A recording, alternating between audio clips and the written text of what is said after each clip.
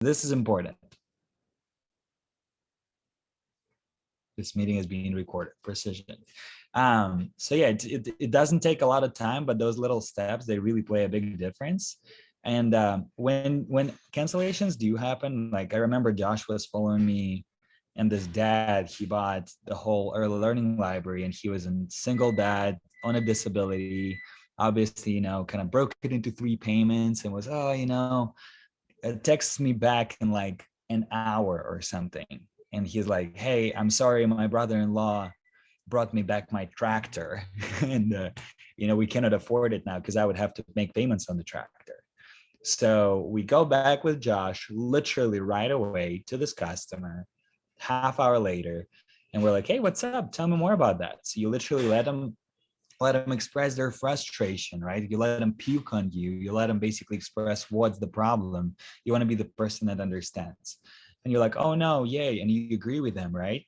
You go like, hey, yay, tractor, why the heck? Like, what happened to him? He's like, well, he fell off the ladder, broke his whatever bone, and he's not going to be working. So he gave me back the tractor. And I literally see there was a tractor in the front yard. I was like, man, that's crazy. That's pretty awful. Well, you like the books though, right? And he's like, yeah, man, I love the system. I was like, why did you like them? Like, what did you like the most about them? And he would be like, man, yeah, it's really cool for Alicia, but right now I'm literally strapped. I cannot do it. And you're like, well, man, I know getting the whole thing is kind of crazy. And, I would hate for you to actually go ahead and cancel the whole thing because you were so excited for blank, blank, blank reason, right? I'm putting the exact words that he said. But what I can do, I could totally give you a starter pack. You're still going to have a lot of books. Again, you still kind of pump it up on why this starter pack is pretty cool.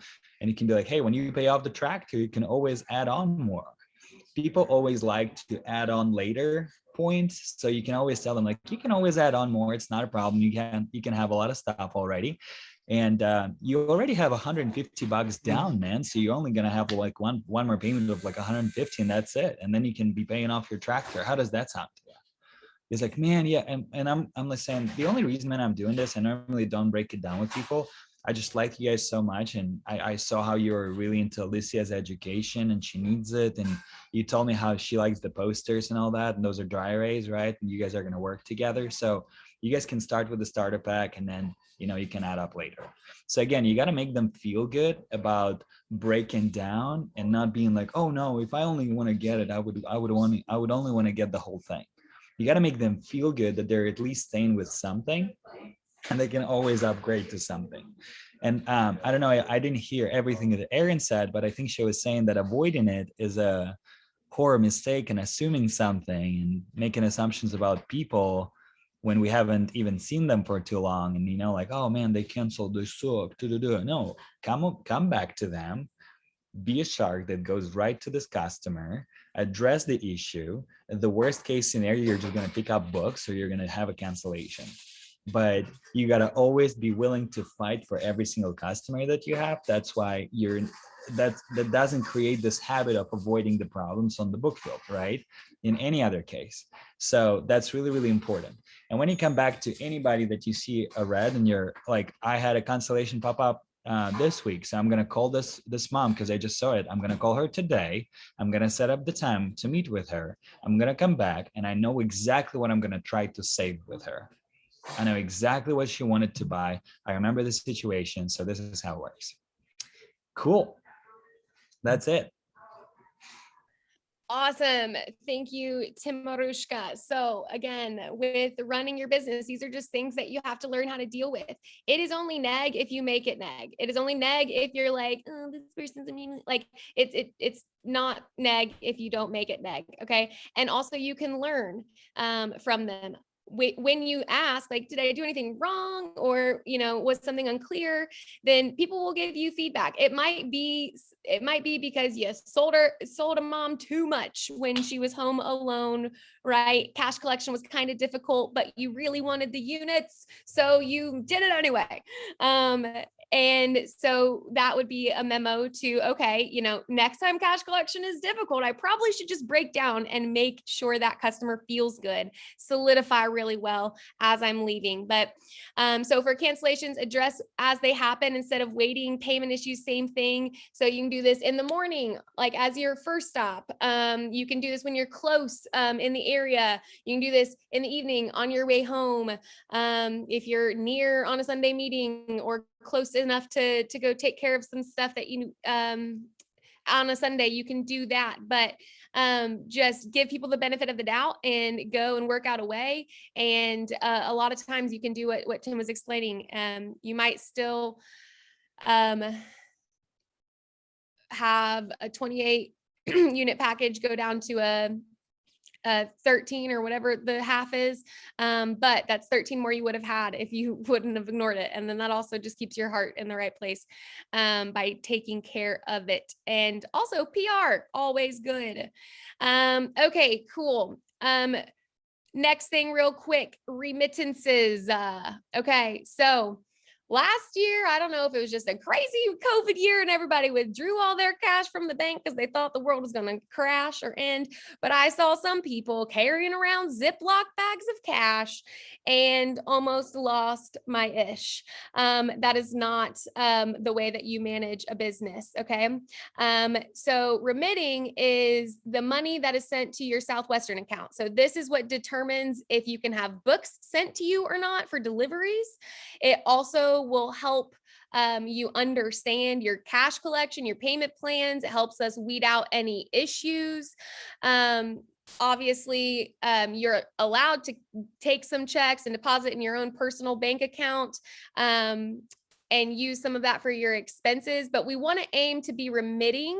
So this means like credit card remittances go directly into your Southwestern account, checks that you remit on SW dealers. Now, again, keep those separate. Things that you remit on Advantage for Dealers, put that in your little accordion thing, checks that you put into your own bank account, keep that separate. You don't want to deposit them twice, but checks that you remit on your Southwestern account, that qualifies as a remittance. And then if you go to manage account, on the left side, there is a remit online button that you can click on, and that is where you can remit from your bank account. So we want to try to make sure we're remitting about 75, 80% of the cash that we collect. Obviously, if you have some payment plans, then that will, that'll vary each week, but that's kind of the rule of thumb. So you can track your remittances on your Advantage for Dealers account. And let's see if there's anything else I want to say about that. Oh, we're going to teach rookies to do that as well. So manage your business well. Okay. Topics of PCs, I think we'll just let OLs kind of talk over that with those of you who are doing PCs about looking at ROSs, helping people with this cancellation payment issue thing that we just talked about, and looking at Sales Rabbit. We're going to have Danny Gamboa come on and talk about working turf. And so he's going to talk about that a little bit more, but I'm going to turn it over to Christian super quick. And he is going to talk to us about growth and success in this job. Turning it over to you, CD. Boom. Cool. I don't have a PowerPoint because I wanted to make sure you guys just see my entire face. So that's what we're rolling with. So yes, we're talking about growth, success, precision today. That is what we've gathered here to discuss. So kind of laying out our agenda for the next couple minutes. We're going to talk about kind of accepting your situation. There's a lot of different people here and a lot of different situations. We're going to talk about a couple different ones, what it means and what it would look like to give your best from here on out for the rest of the summer. And ultimately, towards the end, we're going to talk about how to show up to this job like a professional. So situations, there's kind of like three categories of people that are listening in on this call right now. Some people are like on pace, like, or ahead of where they thought they would be. And it's like really easy to accept your situation because your situation is ideal and you like it. And for you, what we need to figure out is like, what's the next natural step of progression for you this summer?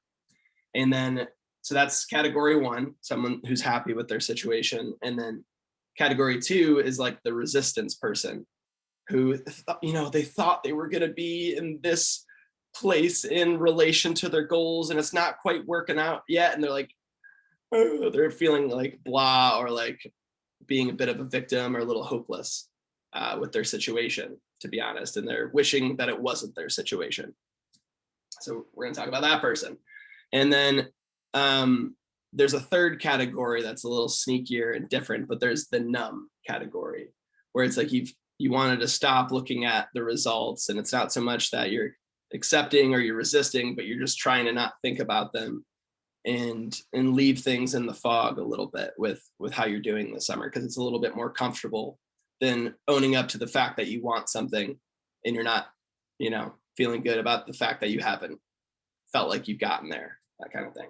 So those are kind of our three categories. So regardless of where you feel like you're at when it comes to those three, what we need to figure out today is how to fully embrace and accept your situation and move forward from it in a productive way. So whether you're really happy, whether you're kind of annoyed and frustrated with where you're at, or if you're not thinking about it, like we need to get into where is our story at right now when it comes to the flow of the summer, how our first 5 weeks have gone. So embrace that you're at where you're at. Like, get excited about it if you're already happy. And then if you're feeling like you're down or like it's not ideal, like where you're sitting, well, good thing it's not even like a third of the way or halfway through the summer yet for a lot of y'all. So it's like, we've got time, right? So that's the first thing to realize. And I want to go over like some technical stuff and some attitude stuff when it comes to figuring out, okay, so what does giving your best really look like from here on out?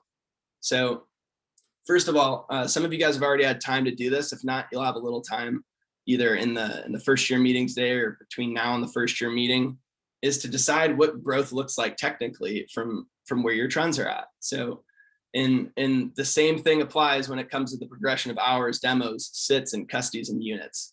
So if you're consistently only working 72 hours or 74 hours in a week, then maybe we need to look at like, how do we, get to work earlier, or how can we, set up night appointments? It's pretty obvious what your focus should be. You should, get some confidence from realizing you have a simple technical thing literally by just going to work more. So that could give you confidence right there. And then same thing goes with demos, and then with sit downs. If you're consistently getting below 72 sits a week, then a pretty easy thing to be able to focus on when it comes to where's a growth area for you in the following week.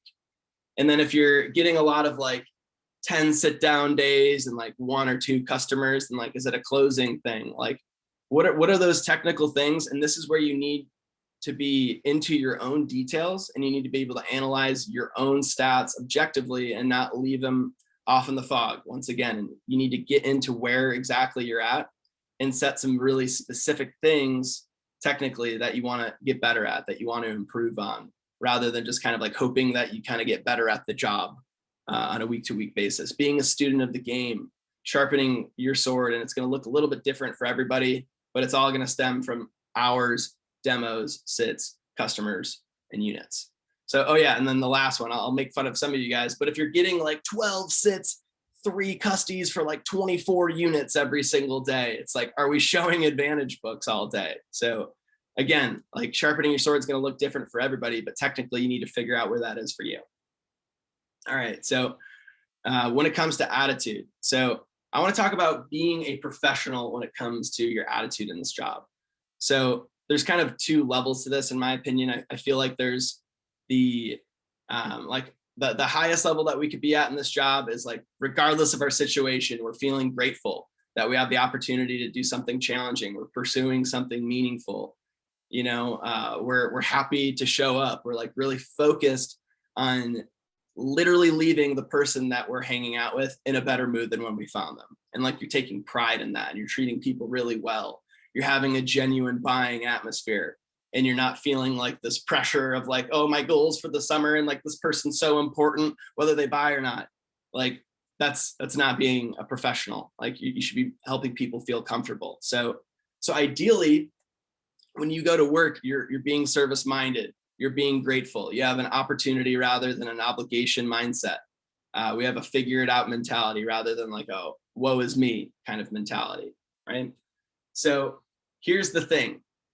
Do we wake up every single morning ready to go serve, ready to be excited about our purpose for the day and why we came out here over the summer? And yes. So no, we don't feel like that every single morning. Sometimes we wake up in the morning and we're like, I don't want to do this shit today.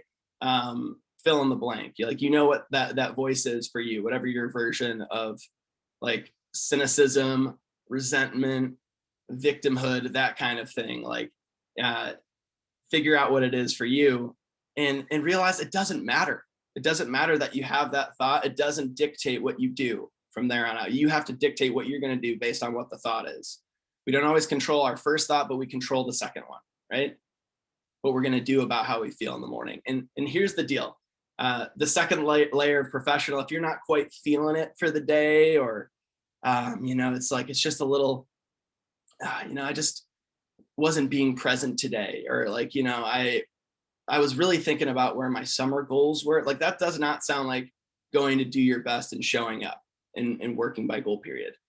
Like that should give you so much confidence that regardless of how you feel, you have goal periods and being present to lean into. And because you're a professional and you're a student leader, you're going to go show up. Like at a very bare minimum, you're going to show up and you're going to try like hell to do your best, because that's what professionals do, regardless of how you feel. And here's the deal. If you can develop that mentality, like, what's that going to help, or how's that going to help you become a better parent one day? You don't want to deal with your shithead teenager that you can't control because they're doing something they shouldn't. That's counterproductive. Trust me, I deal with a lot of that now. Coaching ages 12 to 18, you will be dealing with things that are harder than this job. Whether that's your marriage or relationship, figuring out what, like there's forever and always a temptation to want to resist what we're responsible for. So the more that you willingly adopt your responsibility with a joyful heart, this job's way more fun and you're going to get way better at it. And that's just how it works. So to recap a couple things here. So we should be intending to do something when we go into these weeks. Technically, like what's going to be the thing that gets us out of our comfort zone, that helps us grow, that helps us, naturally progress when it comes to those technical checklists or the sequential steps of growth with hours, demos, sits, and so forth. Okay. And then you find peace in enjoying the process and pursuing that growth in this job. So if if I can go focus on doing this and that would help me get to the next level in this job, that would, that's going to feel really good. Like, feel good about pursuing that right now. Don't wait until you do it to start feeling good, but like, stop driving yourself so crazy and enjoy the process of what you're trying to go achieve and surrendering your outcomes. So you're going to set the intention that you want this or that from your week. And then you find peace, you find joy in the pursuit of that rather than the result of that. And if you're in any way not surrendering your outcome, whether it's good, bad, or neutral or whatever, then you're going to be stuck in like purgatory and in blah. So the faster that we can accept our situation, move forward productively, we'll be a lot happier and we'll keep growing in this job. So I'm going to end with a quote. So a master, this has to do with like pursuing your own vision of excellence in this job, no matter what the cause, okay? Or no matter what the case. So a master in the art of living draws no sharp distinction between his work and his play, his labor and his leisure, his mind and his body, his education and his recreation. He hardly knows which is which. He simply pursues his vision of excellence through whatever he is doing and leaves others to determine whether he is working or playing. To himself, he always appears to be doing both. So guys, what that means to me is that you're always pursuing your vision of excellence. You're always pursuing the person that you want to be. And you're having intention about that, and you're doing your best. You're building that muscle of growth, because it is a muscle, having a growth mentality in this way. So when you wake up in the morning, when you're interacting with your roommates at your breakfast spot, when you're going to handle Mrs. Jones, when you're pumping gas on the way home from work, are you pursuing your vision of excellence? Are you bringing the attitude that you want every single day? Are you living intentionally when it comes to a technical and an attitude focus for this job? And you're going to have tons of fun. And if you're in a great spot, you're going to keep getting better because we're going to keep sharpening the sword. And if we're feeling kind of blah and like a victim, you're going to change your lens and adopt some gratitude for your situation right now and make the most of it, because that's what a professional does. They do the best with the situation they are in. So between now and our next meeting here, I know we have the first year meeting coming up. We need to figure out what are our big hits, what are going to be our wins this week when it comes to what areas am I going to push myself technically to improve, what's going to help me grow. And then where is my attitude going to transform this league? Is it an expectancy thing? Is it a gratitude thing? Is it squashing resentment? Where are you going to grow? And then go pursue that vision. So Erin, do you want to take it over when it comes to specifics with that? Yeah, if you're done, so. I'm done, so. I think we're actually pretty good on time right now. So to highlight a couple things that Christian said super quick, y'all, this is not the hardest thing that you will ever do. At least I hope it's not. Okay. And what I mean by that is I hope that you continue to pursue your vision of excellence and you don't end up delivering pizzas for the rest of your life. Okay. This job is actually incredibly fun and super simple. Your job is to literally bop around, find cool people to hang out with, and sell them some cool educational stuff. Okay. It's not that bad. So I hope it's not the hardest thing. However, you are the one person that you have to live with for the rest of your life, and learning how to manage yourself is part of the deal. Okay. So one thing I wrote down here was, if you guys have ever read the You Are a Badass book, there's a chapter called Growth Ain't for Weenies. Okay. And what Christian just called it was, it's the muscle. It takes time to develop it. Joe and Connor at the Oklahoma meeting last week brought up something that I think is important to share. You guys know the things that piss you off or set you off or send you into a spiral of attitude, or having a bad attitude. You guys know those things and you already know they're going to happen. So check the box. Okay. Make it a work stat. Emma Barnett, I remember her talking, I think she was doing advanced sales, something or another at some point, but when she sold in Brentwood, which is like super brick burbs, she initially was getting frustrated because she had so many people HBHing her, home but hiding her, whatever. But as soon as she realized that it was going to be a thing, okay, she made it into a work stat. She created a spot on her goal card where she knew she needed, 5 home but hiding knocks in order to get the demos that she needed, in order to get the sits that she needed. Okay. So you guys have the power of influence of choosing how you manage your stats and how you work your muscle.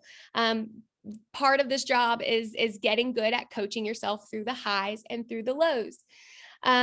So that brings me to my next point here is you have to manage your results. Okay. You have to manage your work stats and you have to manage your results. Now, avoiding them or acting like they're the plague is not a good habit. That's not resiliency or persistence. That's not mental toughness. It's also not living in reality. You have to manage your results. Okay. And yes, our job is the frustrating balance of knowing when to turn it on and turn the pressure on. And honestly, there are people on this call who need to apply pressure in order to make things happen. And then there are people who need to learn how to take the pressure off. Okay. So this is where you coach yourself.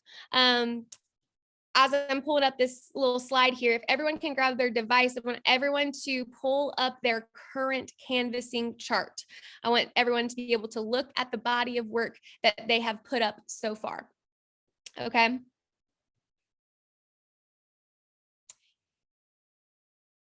And you can't manage what you don't measure. And part of developing mental toughness is learning how to choose what to focus on and how to coach yourself, setting a goal and hitting it.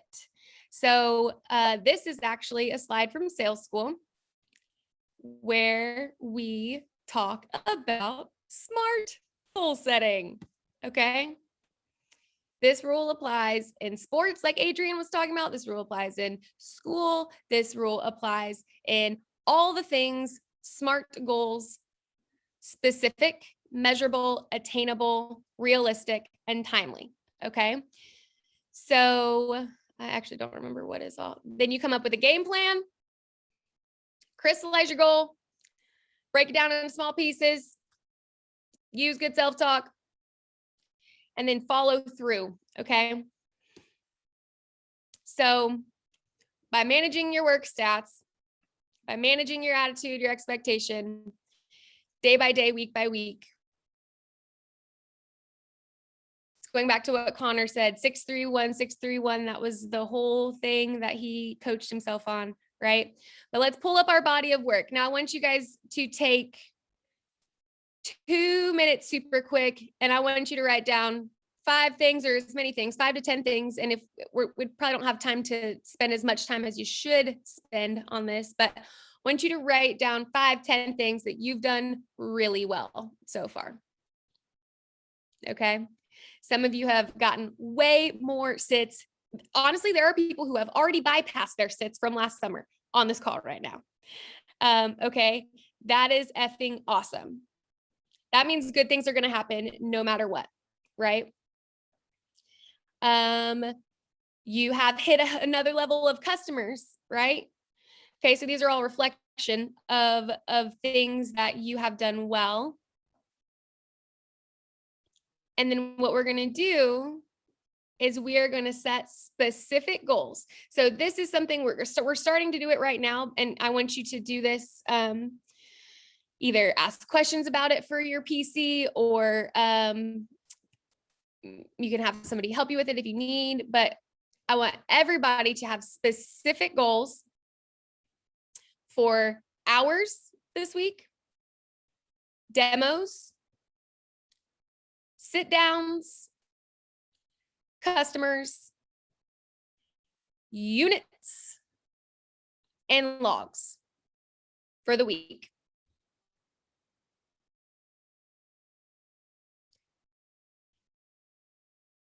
And then, so that's hours, demos, sit downs, customers, units, and logs. And then we're going to rewind it back, or I want you to rewind it back and break it down by day.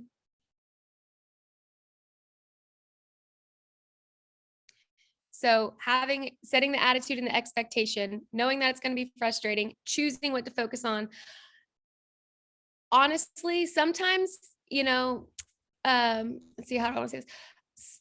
Sometimes your results will slip simply because you're not paying attention and you're not being intentional. Okay. So that's where we need to be intentional of, little things, how you're like, what your thought when you wake up in the morning, like Christian was saying, like you can't control your first thought, but you can control your second thought. So how do you move your brain? Okay.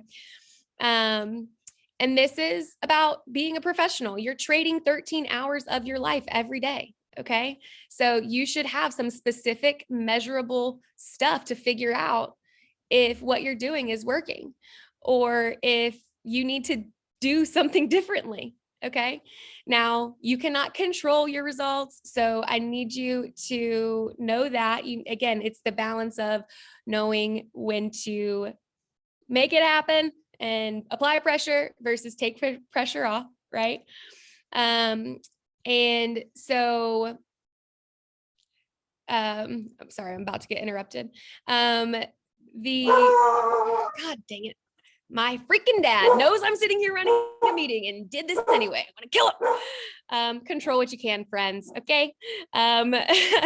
So set specific goals for your week. You know yourself, you know what goes on in your brain. This doesn't mean you can't ask for help, but you know better than anybody else exactly what you need to work on. Okay. You know what's going to be frustrating tomorrow. You know what you need to prepare yourself for. Prepare yourself for it. Okay. We focus on progress when we play the game. We do not focus on perfection. Okay. It gets better because we get better. So be intentional and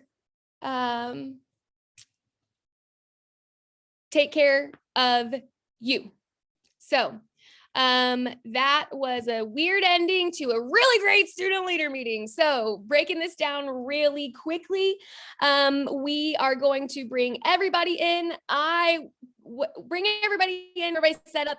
I'm gonna do a quick welcome, and then I set aside a 20-ish minute period of time for you guys to do execs recognition, and then we're going to get into, we've got Danny Gamboa, Kimmie Beloyan, Dave Brown is going to come teach to us this afternoon, so that'll be awesome. But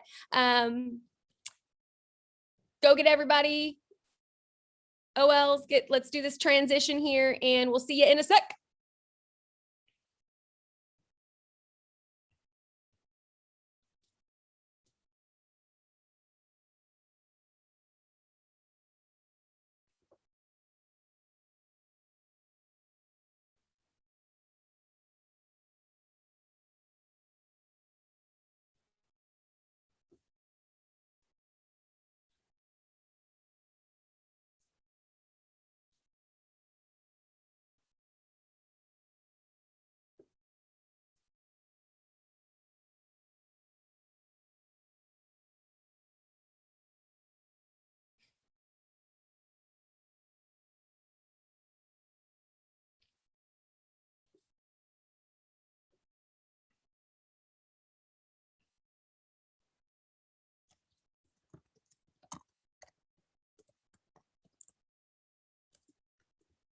Hey, Erin. Why would you do that? Oh, shoot. Hold on, Danny.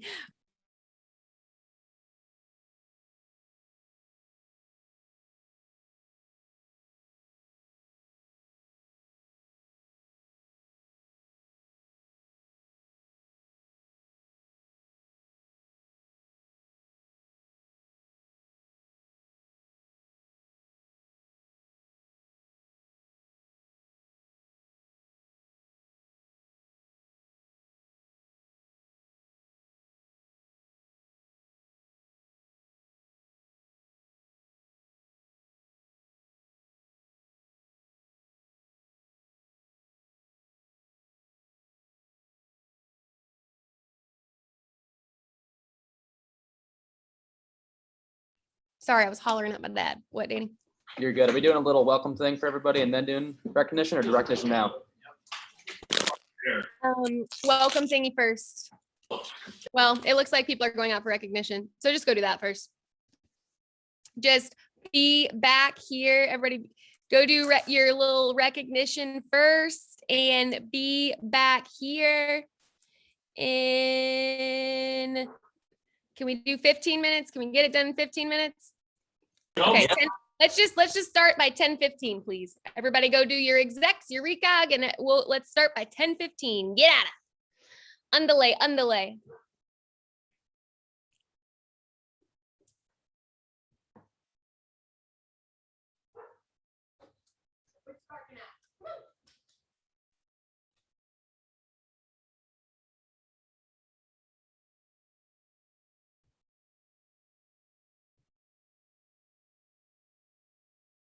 Okay. Are you hungry, bud? You hungry?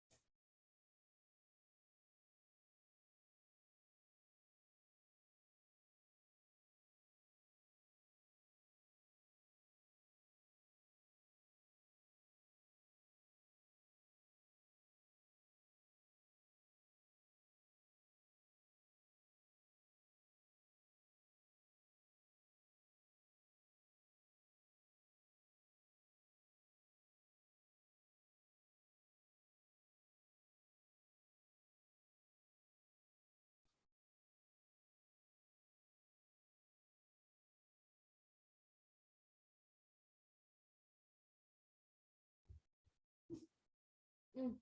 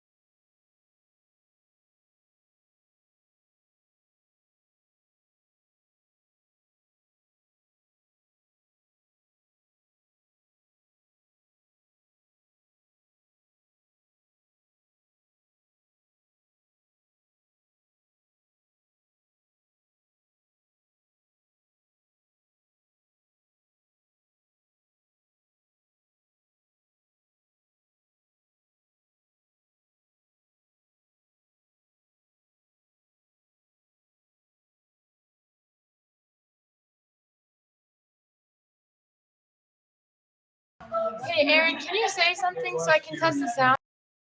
Something. I can't hear anything that you're saying. Something.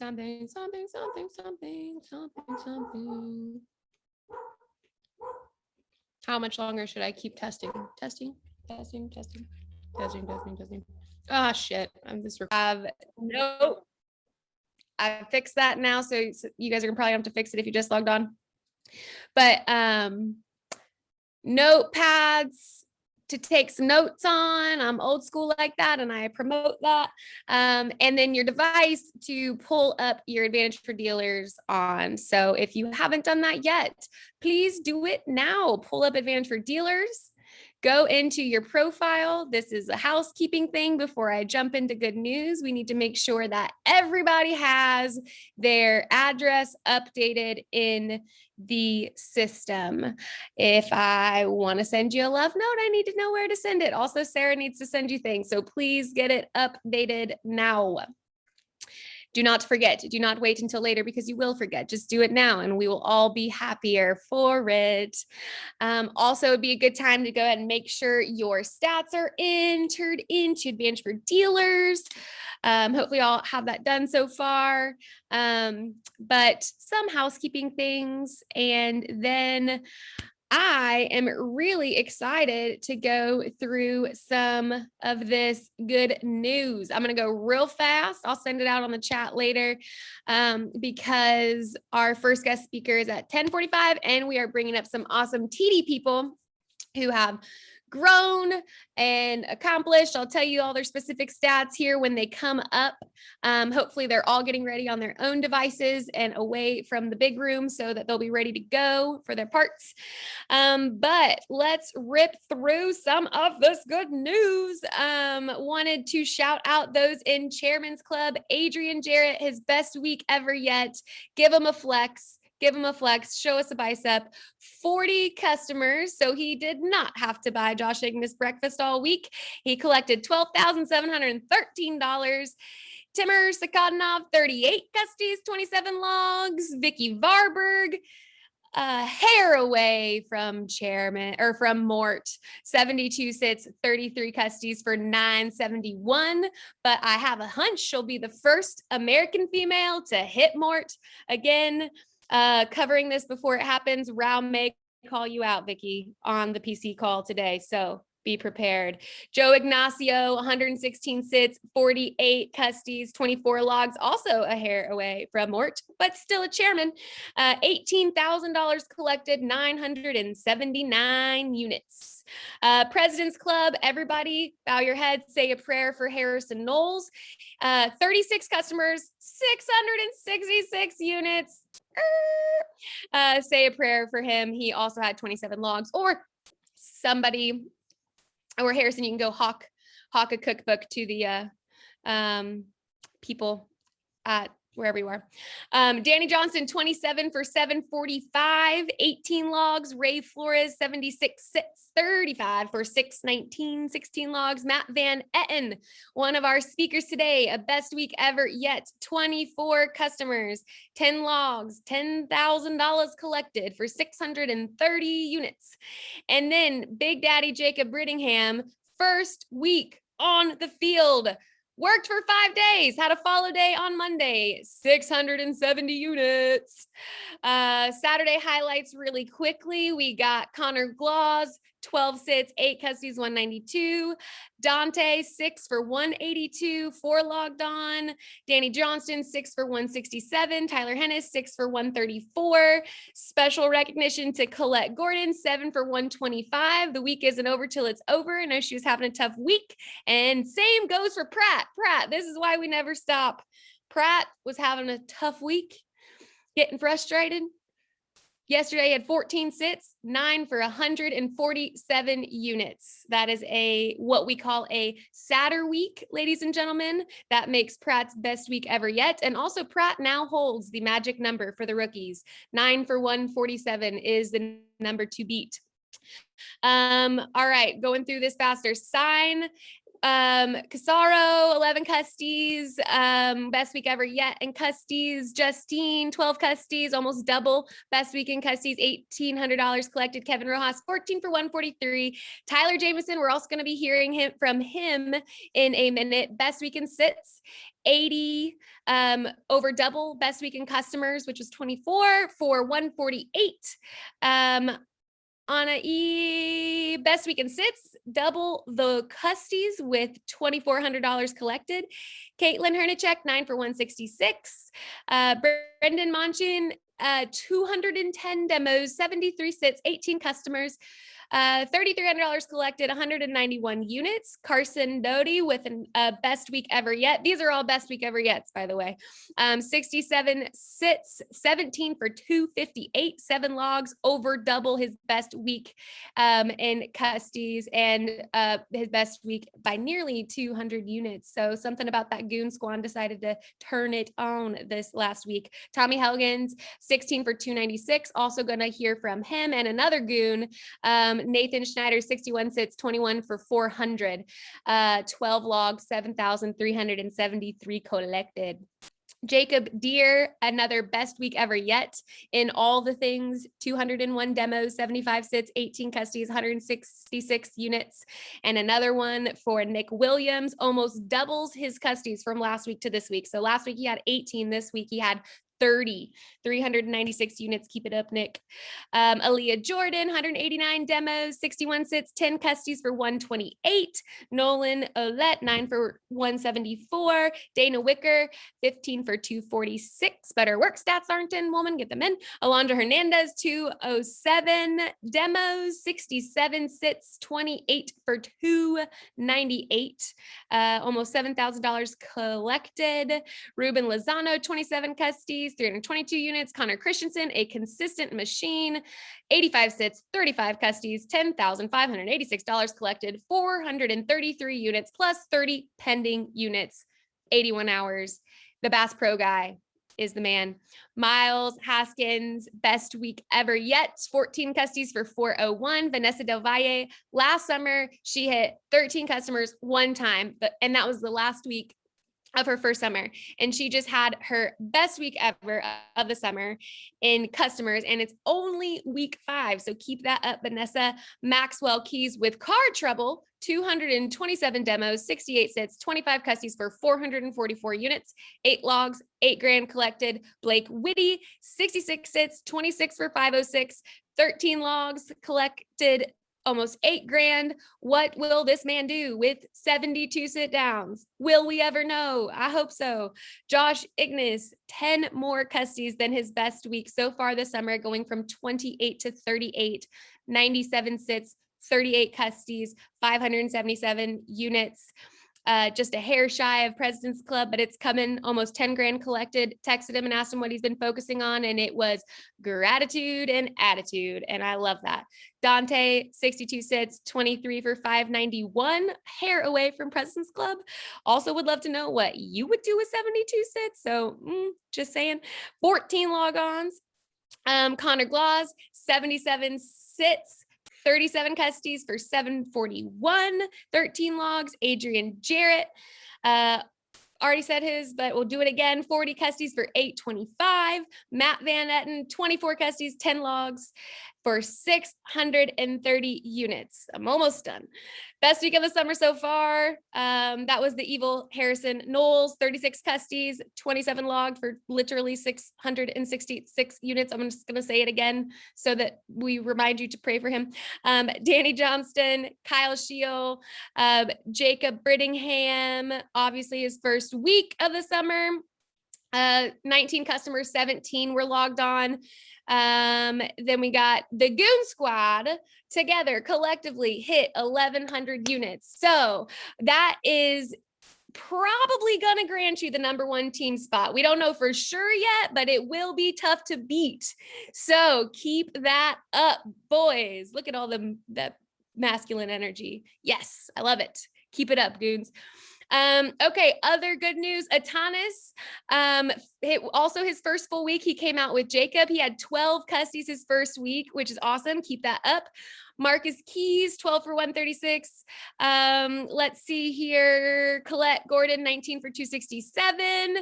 Nicole Huddleston, another week with 16 custies. I'm challenging you right now to break into the 20s to keep it up.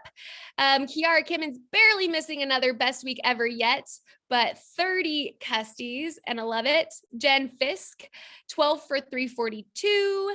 Rob Harris, 187 demos, 77 sits, 22 custies. And then Mauro Riviera, 26 custies for 446. Tyler Hennis, 22 for 527. And Mustafa, almost a best week ever yet in custies. 12 custies, 2 grand collected. So that was a lot of good news. We also have 11 student leaders who have already doubled their summer from last summer to this summer. We have another 22, I can't remember exactly how many, but over 100% from last summer, which is awesome.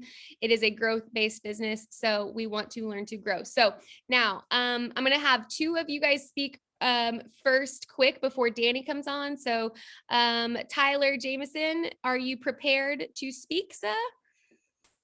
Where are you at? Where you at? Yeah, there you are. Okay. Let me share my screen. And so Tyler, I'm gonna have you talk first, and then other person to prepare. Tommy, you guys are gonna go first. You got 5 minutes, and I'm gonna pull this up. And we asked some of these folks to share with us what they've been doing. Oop. I think I'm going the wrong direction. I love PowerPoint all the time, every day. There we go. All right. So I'm going to turn it over to Tyler Jamison on his first summer. Texted him and wanted him to share with us, other than a brand new hairdo, because he lost a bet last week. And so therefore he had to shave his head, and you can't see it in these pictures, but he did have some luscious locks. So I got to witness the shaving of the head, but he went from 48 sits and 6 custies to 80 sits and 24 custies. So I asked him to kind of share what he did differently, what he did for bouncing back this week. And I'm going to turn it over to you, big guy. You ready? Yes. Can you hear me? Yep. Cool. So obviously huge growth in the last week. So pretty much just piggyback off of that, was just positive attitude throughout the day. I know the last week or so, I was kind of down in the dumps a little bit, not really excited.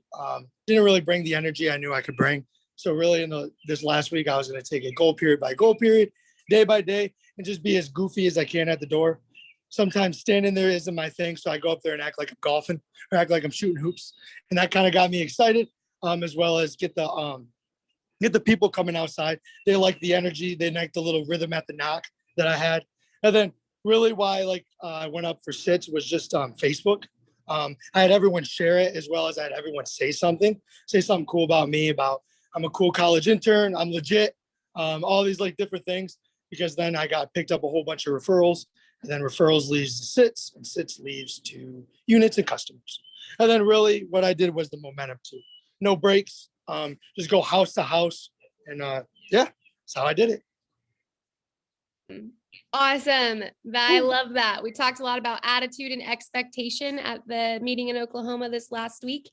And it might have had to do with having a shaved head, maybe taking yourself a little less seriously. I don't know, but I love that you decided to make it happen. You brought the energy.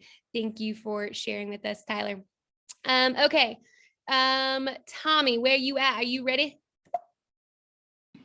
Yeah, I'm all ready. All right. One thing I've learned about Tommy is that he rarely puts actual books in his Facebook photos. So might be something to consider. I had to work hard for that one on the left or the right. I guess I don't know how you see it. But anyway, so Tommy just had a best week ever yet. 16 for 296, 8 logs. He's been building momentum. Just wanted him to share kind of what was been working for him to help him keep improving. So Tommy, would you like to share some knowledge with the class? Yeah, I always seem to kind of forget to have them hold any books, but yeah, what really kind of has changed this past week is really I kind of, as they say, bought into it and kind of started doing self-talk. So like one of the major ones was saying, this shall pass at the door.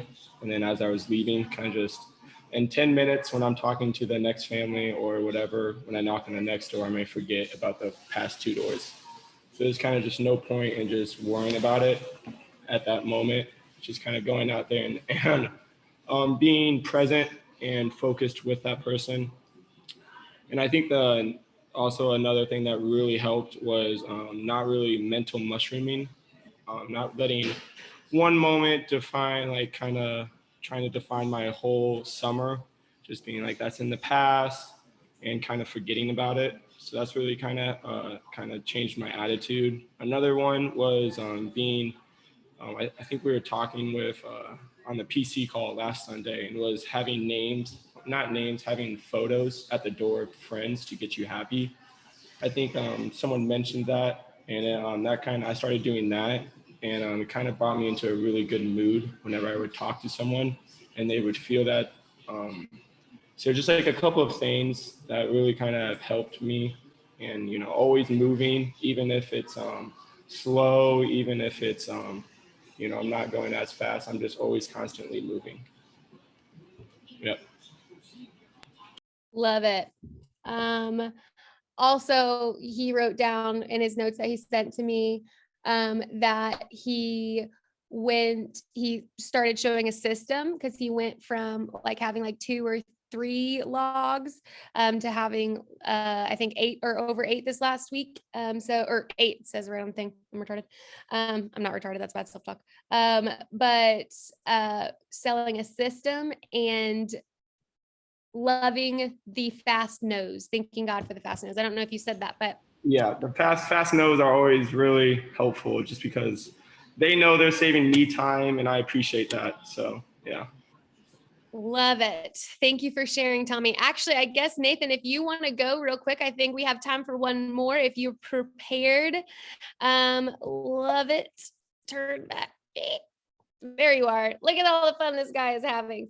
So another goon. So there must be something about these goons uniting for the greater good. But Nathan, I lost my little thing. Back-to-back best week ever yet. 61 sits, 21 for 400 units, 12 logs, $7,000 collected. So I believe this is the new number of the week, if you will, for rookies. I don't know that anybody has hit 400 unit club yet other than you, Mr. Nathan. So thank you for leading by example. Will you share with us what you have been doing that's been working? Yeah, so I kind of have I wrote down like 5 points, so it might be a little bit longer, but that's okay. Like the first one is just literally having fun, buying into it, and realizing that nothing really matters. Like if you're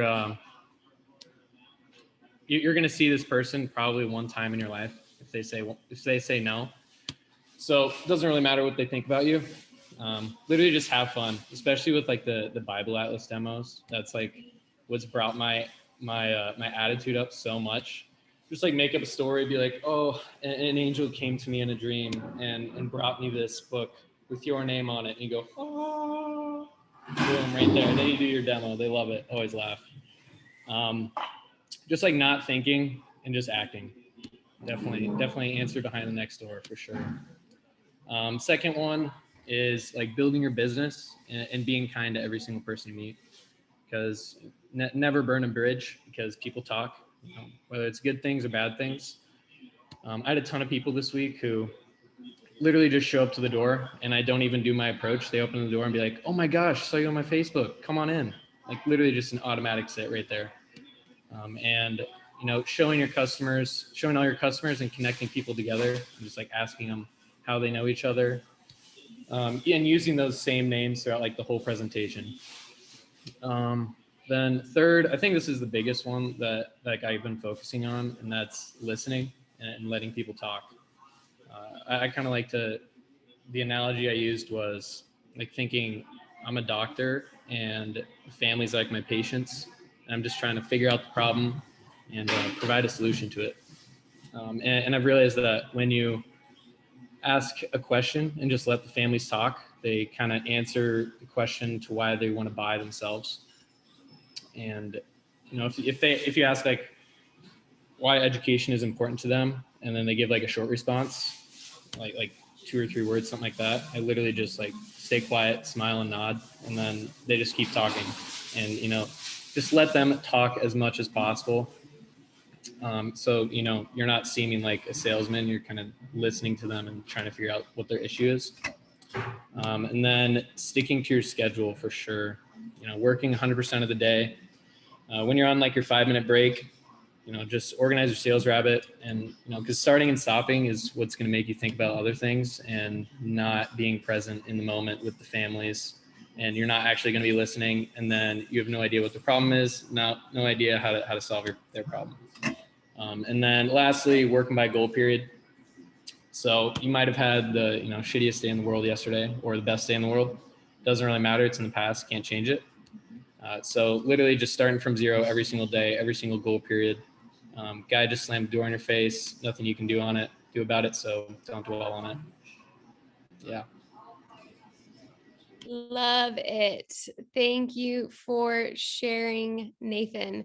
Working by goal period is key, absolute key.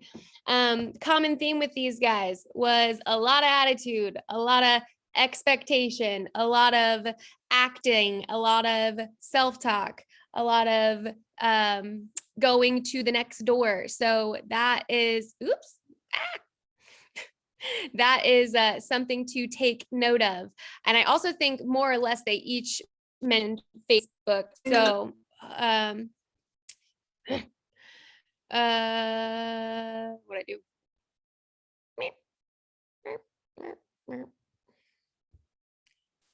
There. I think we talked about this last week, and basically every org, but having everybody share your Facebook PR post, whether it's a sit down whether they bought from you, whether it's just a cool person that you meet from the door or at the door during a door demo, the more you can share that, the more positive PR that is going to form for you.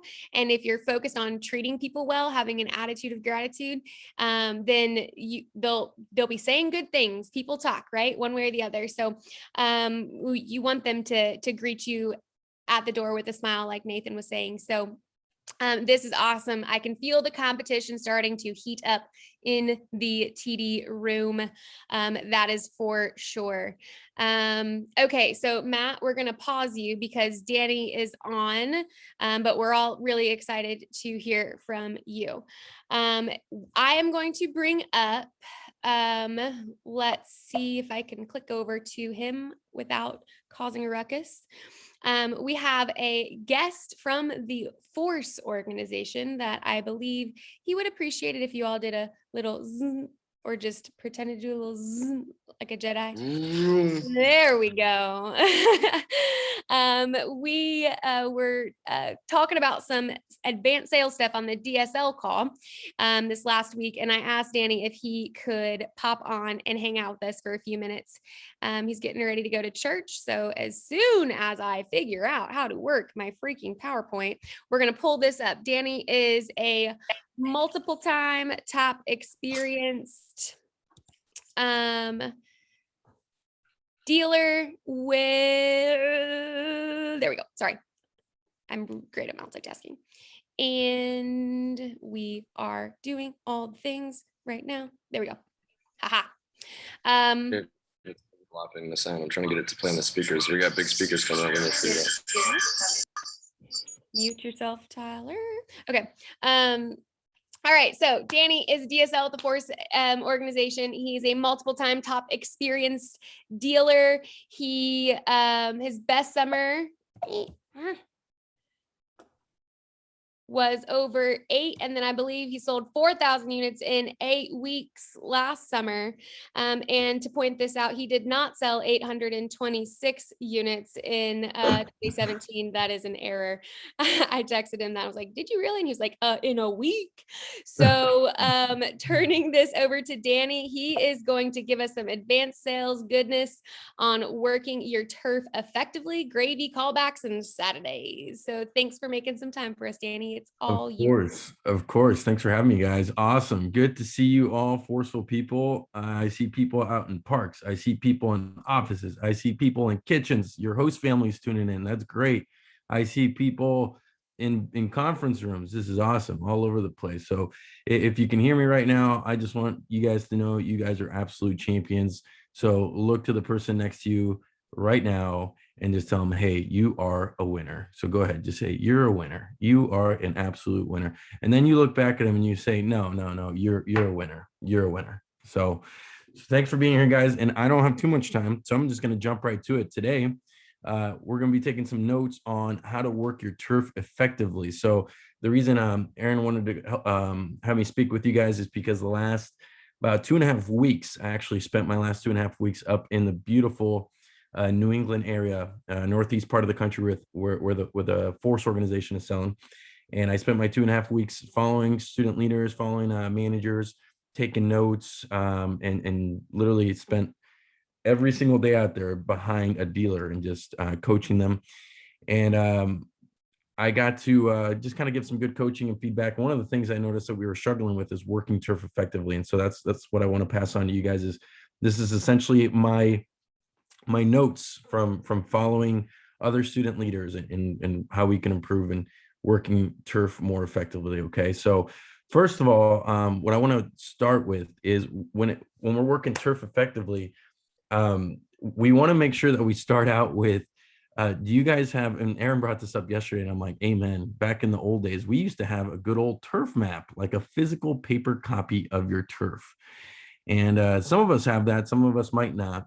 But man, back in the day, we used to get this map of like our county or our town, and very helpful to stay organized and learning how to work your area tight, learning how to work your area effectively. So if you don't have one, every town clerk typically has a copy of it. You can always find one at a gas station. Sometimes they sell like the county maps, but just highly recommend it. Highly recommend you guys get something like that to help you kind of be a little bit more organized with your summer. But in terms of working your day, one of the biggest things I noticed with student leaders that I was working with is we are just spending way too much time in our cars. We are spending way too much time in our cars. So I want you guys to jot this down. Ready? Windshields do not buy. Windshields do not buy. People do. Windshields don't buy. People do. Okay. So a lot of us, honestly, guys, I'm willing to bet that a lot of people in this little chat that we got going on here, the key for you guys to have your best week of the summer so far next week, to have a Wattsville week next week, is literally just to get in front of more people, period. And we often forget that it's just a numbers game. I mean, we just need to work more effectively, and we're spending too much time in our car looking at our windshield all day. Okay. So that being said, the biggest time wasters that I noticed is during gravy and on Saturdays, that we're driving around way too much. So one of the things that my old DSL used to tell me is, at the end of the day, the person that is going to win this game, the person that's going to help the most families, serve the most families, is the person that has the most mom, dad, kid sit downs, MDK sit downs. Okay, that person is gonna win, getting quality sit downs. And that is why we need to really, really guard our time in gravy, really, really guard our time on Saturdays, because the best time to get mom, dad, kid sit downs, MDK sit downs, is those time, gravy and Saturdays. So when I was selling, man, those were like I worship those time periods. And if you're someone right now where like it's 5 o'clock hits and you go, oh man, I got to work gravy, or it's Saturday and you're like, oh, I hate Saturdays.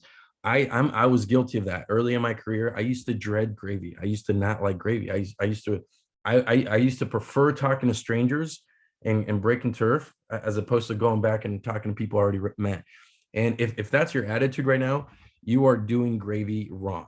You're not doing something right. You're not working your Saturdays right. If you're not getting at least 100 units as a first year on Saturdays, you are not working Saturdays correctly. If you're not getting at least 150 plus units on Saturdays as a student leaders, you're doing something wrong. And honestly, the biggest thing is probably you're just spending way too much time in your car. So that being said, when I'm working gravy, guys, I am very picky about who I'm seeing. And so one of the things I noticed when I was following my managers is how many of you guys are familiar with that blue pin on your sales rabbit? You know, that little blue callback pin?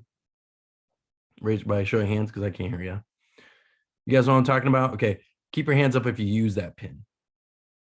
Okay, so I figured, so just heads up, guys, it's up to you. It's a preference thing, but man, that pin, in my opinion, is extremely dangerous.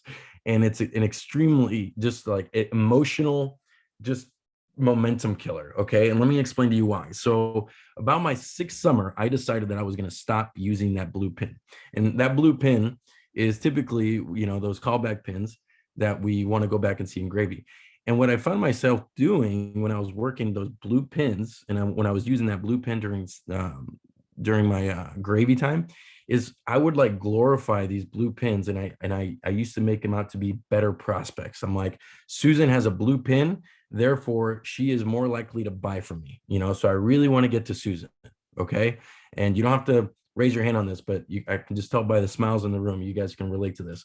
Or I remember when I was working gravy and I was going to turn around and rework my day, I would like go out of my way to get to those little blue pins because I thought those were so much better. So I'd drive like 10, 15 minutes just to get to that blue pin. And I would actually even, a lot of times I would even catch myself driving past other prospects just to get to that blue pin. You guys know what I'm talking about?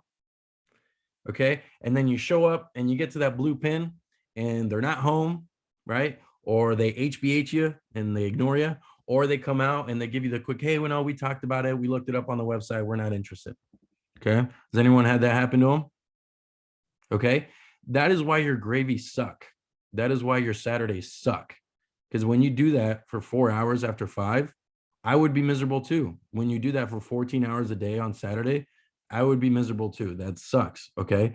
So that being said, guys, I want you to know that it's a common knowledge doesn't mean common practice, right? And so a lot of you guys might know this as common knowledge, but jot this down. The best prospect is the closest one that's home, period. Okay. These blue pins, they are not any better than your other pins that you have on your map. Okay. In my opinion, my mentality when I'm working gravy is every single pin that I have on my sales rabbit, every prospect that I have to go see, everyone is a pony until proven otherwise, period. Everyone is a pony until proven otherwise. Okay. So when I'm working gravy, I turn around and I go to the next one that's home. And if they're not home, I go to the next one. And a lot of us just need to stay out of our cars. Just stay out of your cars. Okay. And I'm not talking about referral pins. I use referral pins all the time, and you should work referrals, but I'm talking about those moms that, and this is the next point I want to make real quick, is the reason a lot of us are using those blue pins is because we're too scared to take a no. Okay. And what's going on is you're getting moms at the door. You guys have probably done this a couple of times where she goes, hey, I'm busy. I'm working from home. Can you just come back later? And you're like, yeah, sure. I'll come back. What's your name? Susan? Okay, Susan. Yeah, I'll come back. She's like, yeah, I'm working from home. And then you turn that Susan into a blue pin, right? Does that make sense? And then you're going to Susan during gravy, who wasn't really interested. She was just too nice to say no, right? Does that make sense? So this is the mentality we need to adopt, is now or never. Now or never. Okay. So when I'm with the family and I'm at the door, it is now or never. There is no better time for Mrs. Jones to buy my product than right now. I'm here, she's there, the kids are here, whatever. It's now or never. So we just need to kind of stop being pushovers and stop buying her crap. And we need to first approach, second approach, third approach, demo, go for a sit down again. And the only way I let Mrs. Jones get out of it is if, one, she's got company over, then she's off the hook. Or two, if she's got literally keys in hand, driving out the driveway. Okay. And if that's the case, then I'm like, okay, fine. But otherwise it's now or never. But when you start treating this like now or never, and you're not afraid to cross people off, what you start to do is you start to have gravy full of people that are actually excited to see you. And that's how you have fun Saturdays and fun gravies, is when you just pack it full of people that are actually excited to see you. Okay. And so don't be afraid to cross people off, because a lot of us are just not crossing people off, and we're leaving them till gravy so they can tell you no during gravy. And when you're doing that, those graves are no fun. So we just need to stay out of our cars, so we can get in front of more people during those crucial 5 to 9 times, and then the Saturday, right? So in terms of Saturdays, again, my Saturdays, I always had like literally 180 to 250 unit Saturdays every single Saturday. And the reason I did that is because, one, the way I work my turf is, as I'm kind of switching into how to transition into new turf here. But when you're working Saturdays, guys, again, the name of the game is sign them up, cross them off. My attitude is I'm just going to see more people today than I have all week put together. And so the way I literally decide to work my Saturdays is I look at my sales rabbit and I go, there's a buttload of pins right there. I need to figure out what's going on there. I need to sign those people up, cross them off. And I'm just going into that cluster of pins. Does that make sense? No driving around, no 10, 15-minute drives during Saturdays. I don't have time for that. And that being said, when you're working in new turf, one of the things that I noticed too is a lot of my managers is the problems they're having is transitioning into new turf. Okay. So I'm telling you right now, there is no reason that you should be working in new turf on a Monday or Tuesday. Okay. That is, you're calling for just momentum killer. That's like, cool, no bueno. So be methodical about this and use your brain a little bit. If you can feel that you're running out of turf, and you should be able to kind of, by this point, gauge, okay, I got about a week or 2 left of this stuff. Think in advance, okay? If you got about a week left or even 2 weeks left, that's kind of when I started looking at new turf to go check in, get a permit, because the last thing I wanted to do is wait till the last day, right? And then I try to go get a permit and it's a 2-week wait, or it's a 3-day wait, and shoot, now I'm like, I have this weird mumbo jumbo. I can't work in a turf because I don't have my permit here and I don't have enough turf for my old time, right? So think in advance and let your student leaders, let your OLs know when you think you're running out of turf, so you can transition into something smoothly. And the way I did that is I would work my old turf Monday, Tuesday, and then Wednesday, Thursday, I would work in my new turf during the day. And then at gravy, I would actually go back to my old turf and finish my gravy out there. Does that make sense? And then I would work my old turf on Friday and work my old turf on Saturday. But Wednesday, Thursday was typically my days where I try to get customers in my new turf. So that way, when I did completely transition into my new turf, I had some names built up. I knew some stuff about my school district. It wasn't just this jumping into cold water thing that'll ruin you. Okay. So that being said, a lot of times what I noticed a lot of my managers doing is when they would transition into new turf, they would completely forget about their old turf. And how many of you guys have old turf that still have a lot of callback pins in them? By a show of hands. I'm assuming probably most of you. Okay. So what you want to do is you don't just forget about your old turf and just, what looks like I didn't catch those guys. No. There's a lot of really good prospects still out there that we need to go see. So what I always did, just to kind of give you guys an example, my 7th summer, I worked in this town called Baldwinville for 4 weeks until I ran out. Okay. And then I started working in my new turf week 5, 6, 7, 8 in my new town. But my Saturdays of week 5, 6, 7, and 8, I would still go back to my old turf from the beginning of the summer to clean it up. And every day, every Saturday, even though it was week 8, I was going back to my first turf, cranking out 200, 250 units out of it, because there's still a lot of prospects that I missed. Does that make sense? So I love going back to those old turfs on Saturday, because I had names, I had momentum, I knew my town, I had a lot of confidence. Like when I went back to work in Baldwinville week 7 on Saturday, I just went in there feeling like a champ, because I'm like, man, I know this town, I know everyone, I have all my names going. Like going into those Saturdays were so much fun, because I just had just for lack of better terms, some big dick energy, right? And it felt awesome, right? And that's how I pulled off 200, 250 unit Saturdays every single Saturday, was I was working stuff that I was very confident in.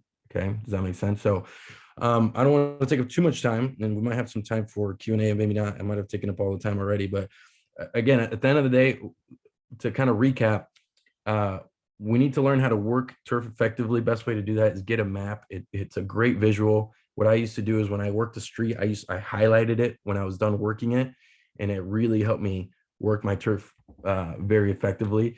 Working the lower income stuff first, saving the upper income stuff for the last few days of my of the time that I was going to be there, and then just working gravy, just staying out of your car. Stop putting those blue pins on a pedestal.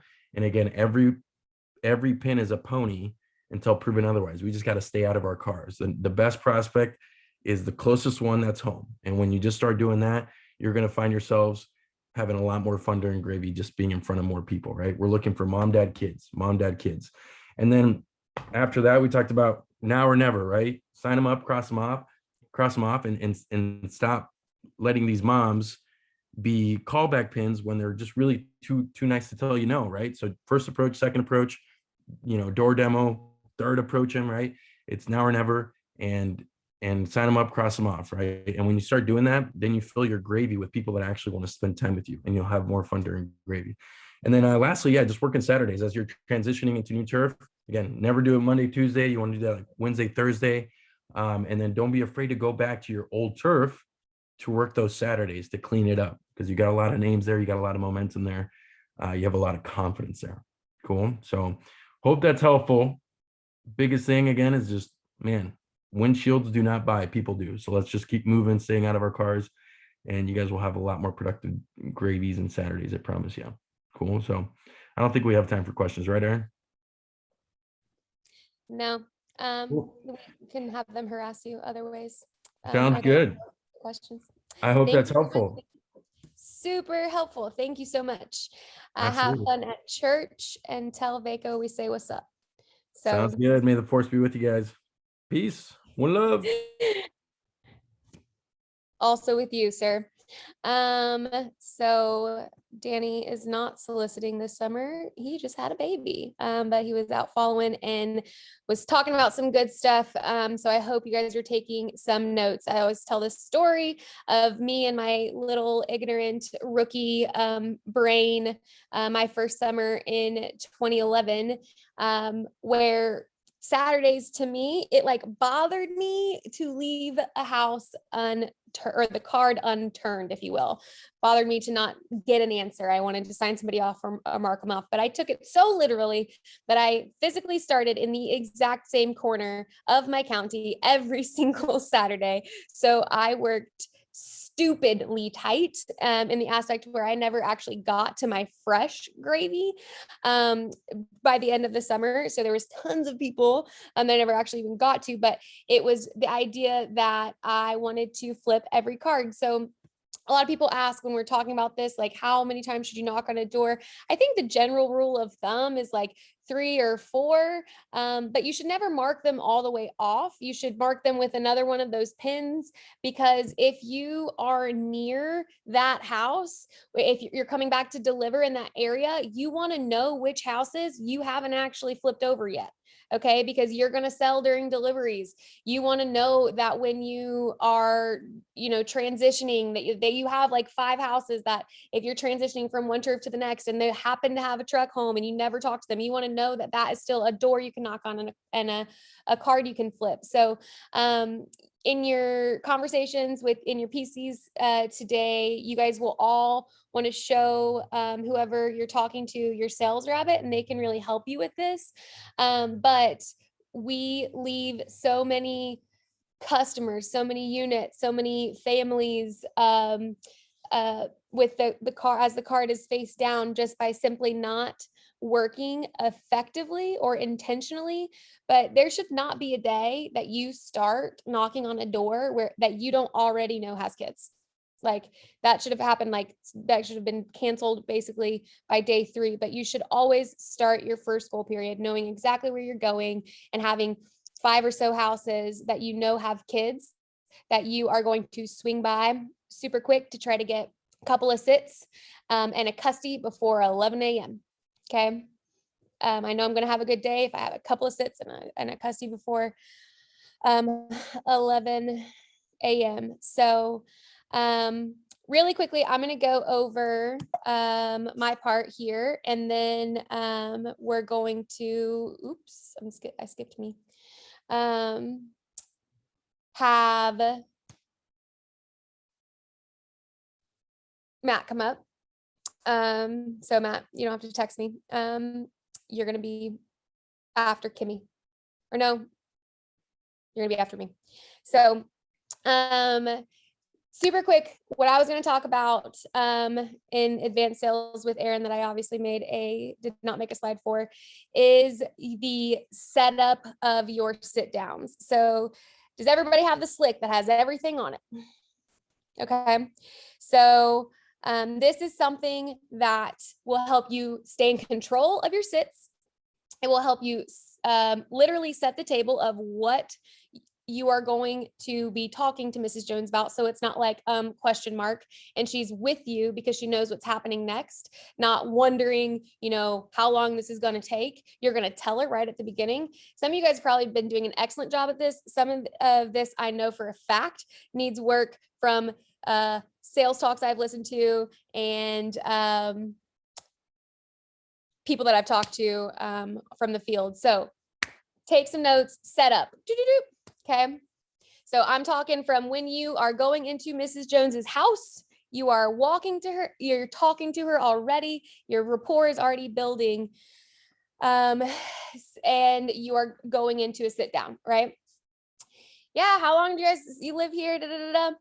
The first thing that I do once I sit in a sit down, first of all, if you guys haven't talked about this at a Sunday meeting, you need to talk about it now. We hammered it in Oklahoma last week, but rewrite your customer list, organize your customer list, use your customer lists, okay? Use them at the door, use them at the sit. We show mass, we show quantity, okay? So you can, once you get in the sit, you're going to use customer lists and you're going to use pictures, okay? You use the front of the customer list and you use the back of the customer list. The back of the customer list is for kids' names. So use that back of the customer list. That's the names list that you give to the 8th grader, the 9th grader, the 10th grader, the 11th grader that's doing lead or getting a CEA because they care about the kids. Okay.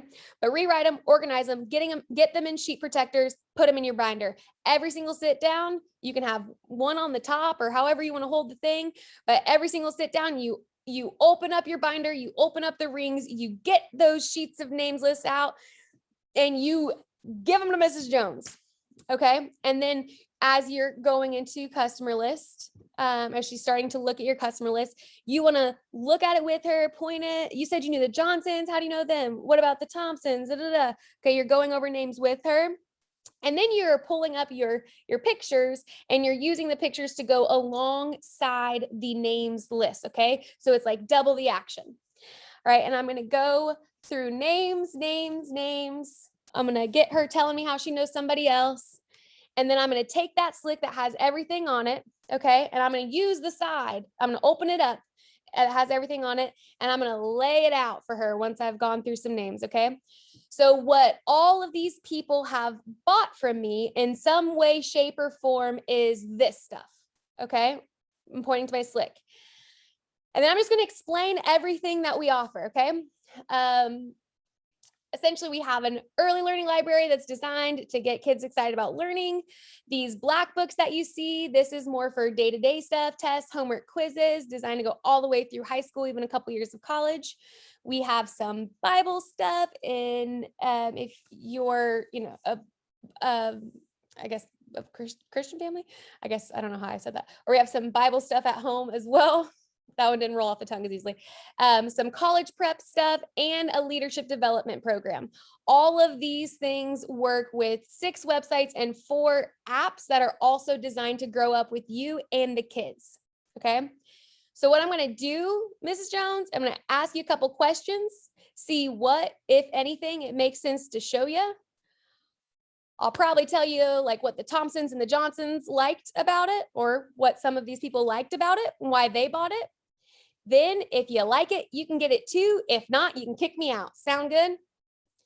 Okay, so this is where you establish again that you're different. You're not a salesperson that is going to sit and twist their arm. You are telling her exactly what she can expect. So she's not, this will eliminate if you're having a lot of sit downs where someone's trying to rush you because they're wondering how long is this going to take or whatever. You just get, you set the table so she has proper expectations. And you're also saying that in a mini buying atmosphere way, that this is where I'm selling something. There is a decision to be made here. If you like it, you can buy it. If not, you can kick me out. Sound good? Okay, cool. Okay, and you're using that slick. Now, this slick is where you have the opportunity to sell the system. This is actually the transition point where I'll say some families like it all, so they get it all. Some other families will just get certain parts, but we'll see what makes the most sense for you and go from there. Okay, so I'm just setting the table. I'm showing what I got. We have Kimmie coming on in a minute who's going to talk about putting packages together. And so she's going to build on that a little bit, but customer lists, customer photos, taking those customer lists out, handing them to Mrs. Jones, throw them out, and then setting the table. Okay, using your slick that has everything on it. That should be the most ragged slick you have, but also if it is ragged, you should order a new one today. Lay it out for her and describe the system. So essentially it's a system. We've got some early learning stuff that grows up with the little ones, gets them excited about learning. These black books that you see here are more for day-to-day stuff, kind of start grade school, go all the way through high school, even a couple years of college. We partner with Princeton Review for some awesome ACT, SAT prep. We also have some Bibles, cookbook, and a leadership development program.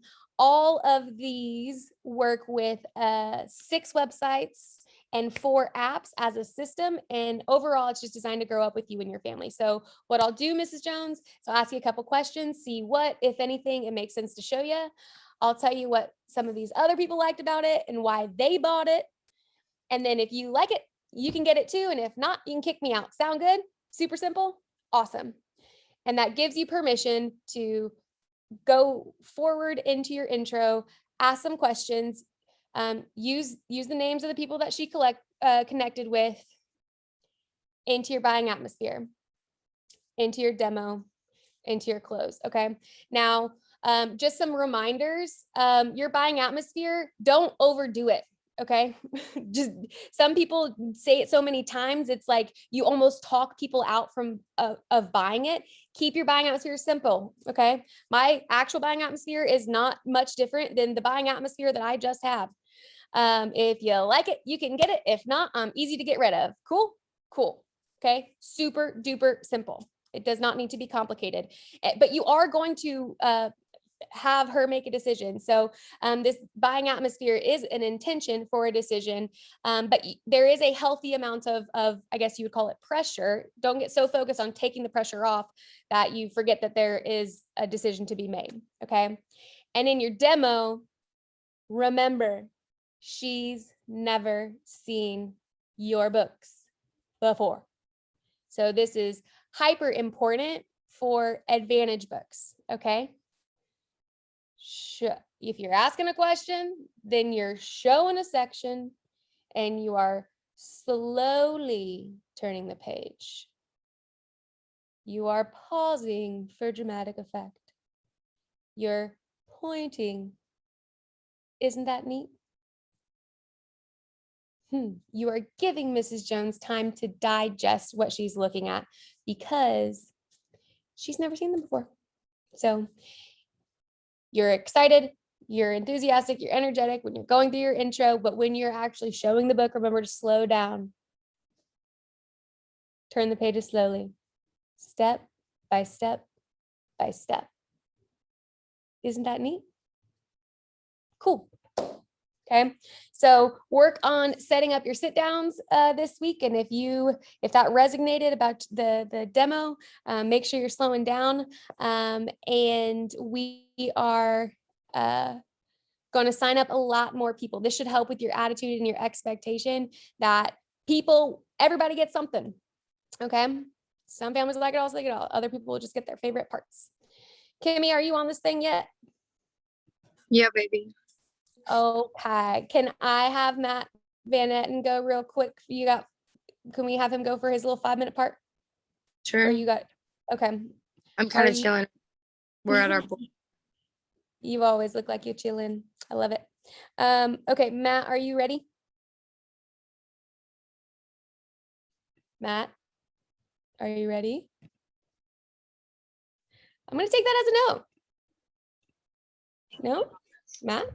Coming. He's got Hello? coming? Okay. Can you hear me? Hello. Yes, we can Sorry, hear I don't you. have my I'm using Connor's iPad, so I don't have like a camera, but it's okay. It'll be all Okay, good. I'm gonna put a picture of you up anyway. You don't have a picture of me? Can you start?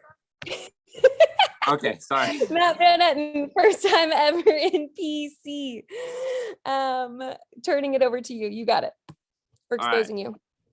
Okay. Oh, I'm getting exposed. Okay, so some of the things that I focused on this week was first off, trust the freaking process. Okay, just trust the process. One of the main things was being present all day. And how I did that was I realized that there's a lot of things in this job I didn't realize I could control. And the first one would be I can control my enthusiasm at the door. I can control my energy all day. I can control whether I'm happy or not. And I can choose to smile. And that is something and it was all because I can. And that's what I told myself every single day, that I can do that. I can just smile at the door. It doesn't take that much to smile. It doesn't take that much to be happy. It really doesn't. You just don't overthink it. And all you got to do is just be like, I can. And it's amazing what happens when you actually genuinely believe it. And then when it was a little slower, I'm sure everyone has slower parts of their days. My thoughts were, because it was pie in the eye this week, and it was I was kind of going up against Joe, is that I'm going to pie Joe in the face on Sunday, and nothing is going to stop me from doing that. And I don't care how I feel in this moment, because it's not going to matter, because I'm not going to care about it on Sunday when I pie him in the face. That was because I was just thinking of future and not just being selfish in the moment. And then also just one technical thing would be just letting people shop. Erin kind of a little bit hit on it a little bit, but just letting people shop, and just feelings are temporary. And then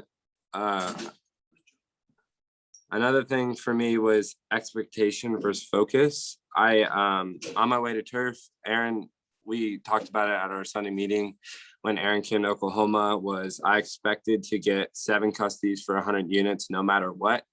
If I was working, that was 7 custodies for 100 units, and I was going to get 15 sits if I was working.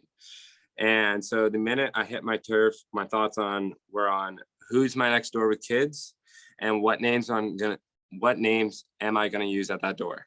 If they're elementary school, I'm going to use all my elementary school names. If they're high schoolers, I'm going to use all the high schoolers that picked up stuff to save time with homework and SAT, ACT prep, and all those families, and the big power names like the teachers, and the big families like the coaches and stuff. And then, sorry, there's something going by right now, but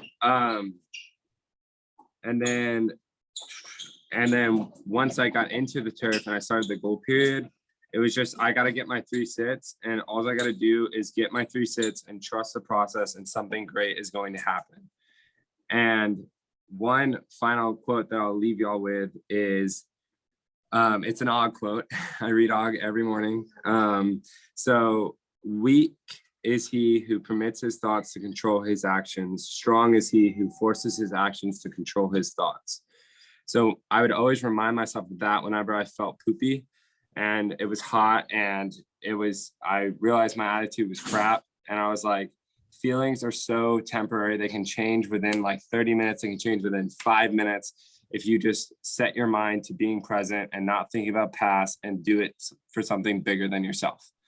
And if you a lot of things I just do for my grandfather. And so I would think of him and how hard he worked with my dad and my aunt through high school, and how hard he worked to be a mechanic. He never went to college and all this stuff, and he never got these opportunities. So that is kind of what I'll leave you with. But yeah, just do stuff for bigger than Read yourself that. and trust the process. Read that quote one more time. I love it.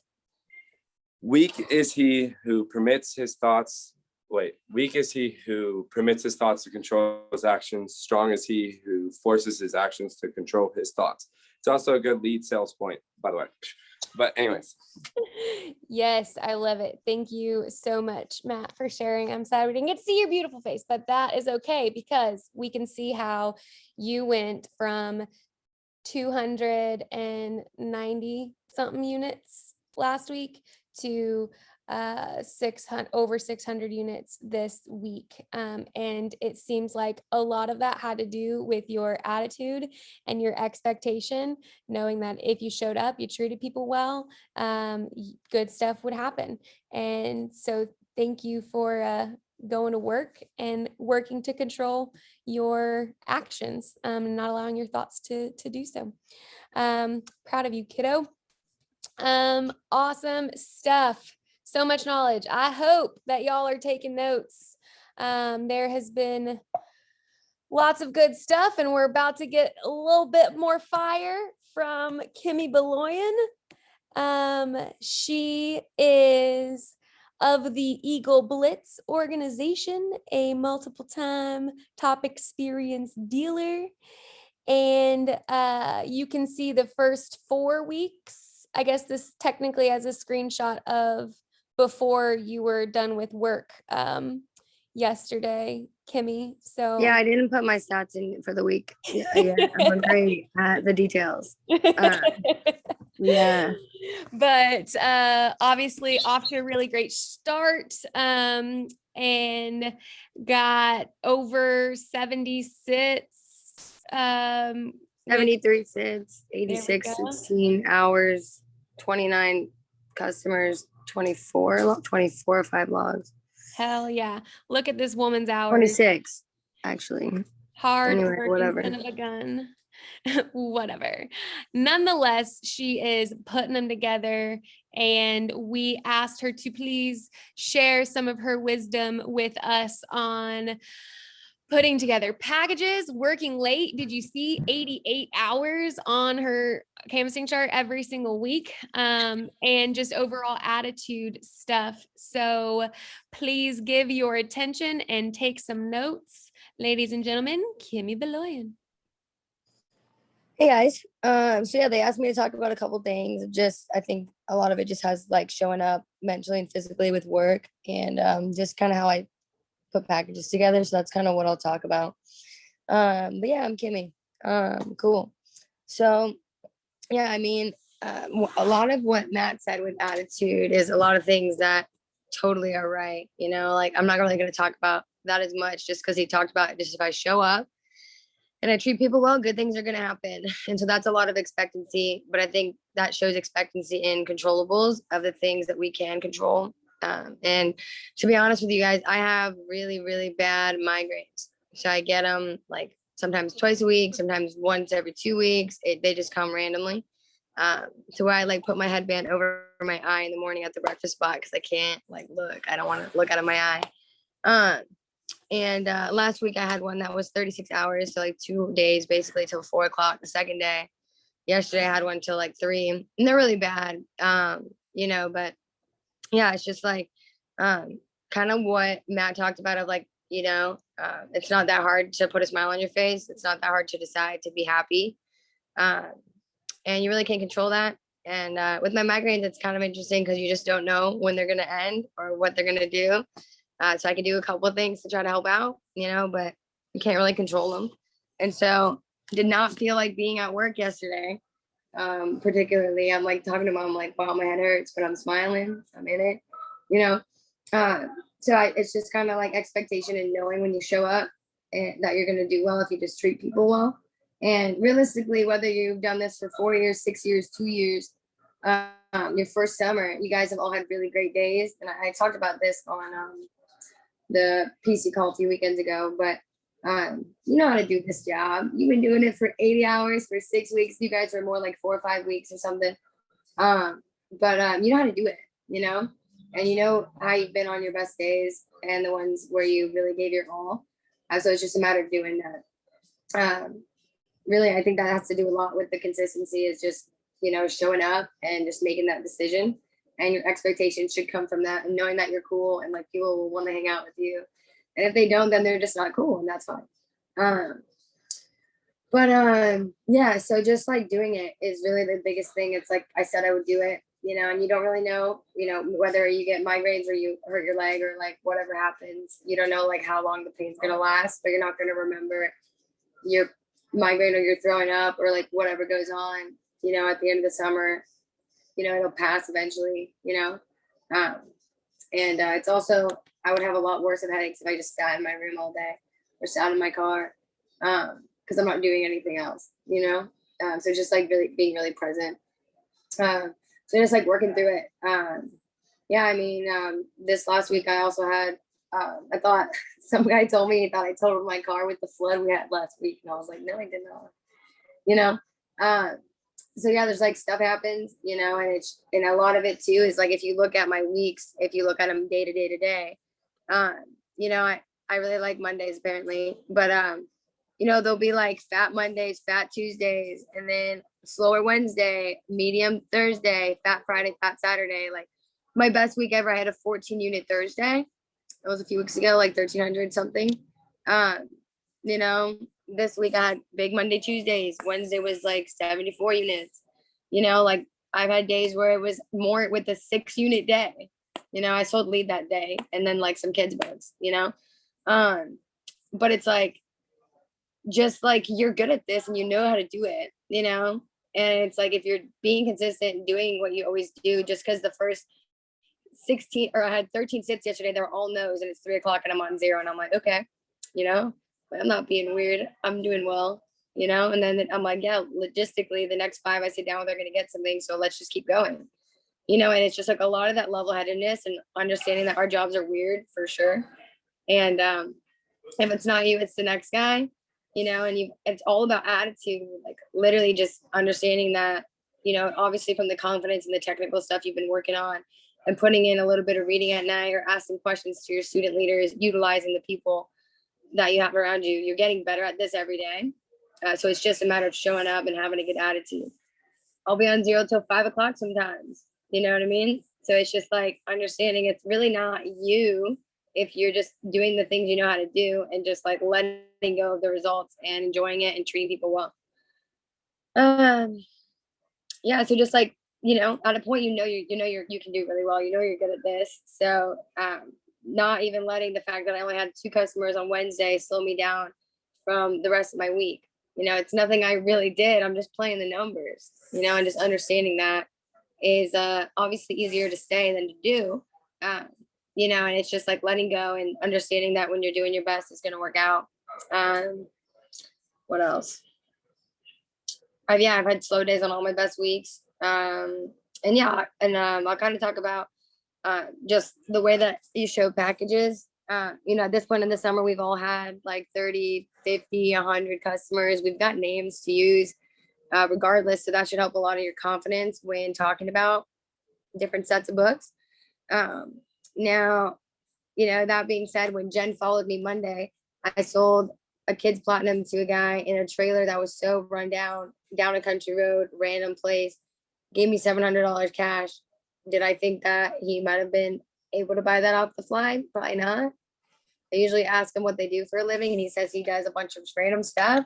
Like he's like more of a handy guy or whatever, and so it's just like rolling with people. If they're with you, roll with it, don't hesitate to show things based on your judgmental attitude on what you think they can and cannot afford, right? People spend money all the time. Like think about the thousands of dollars you spent on random stuff, like new subs in your car or like random stuff for your room, getting like lights or posters or a trip that you took with your homies to wherever you went, like we spend money as 20-year-olds, 19-year-olds so much, for a family to spend $1,500, $1,800, $900, $500 on a set of books that are going to help their kids for years. It's like really not a big deal. People have money all the time. So I think that's a lot of conviction and helps with that when you're dropping packages of just people spend money comes and goes. If they want something, they'll buy it. They buy stuff all the time from the store, stupid stuff, right? So I think just realizing everyone's got a grand line around somewhere, and it doesn't matter what you sell people, but it's like everyone's got it. So don't be afraid to drop it, right? They'll buy what they want to buy.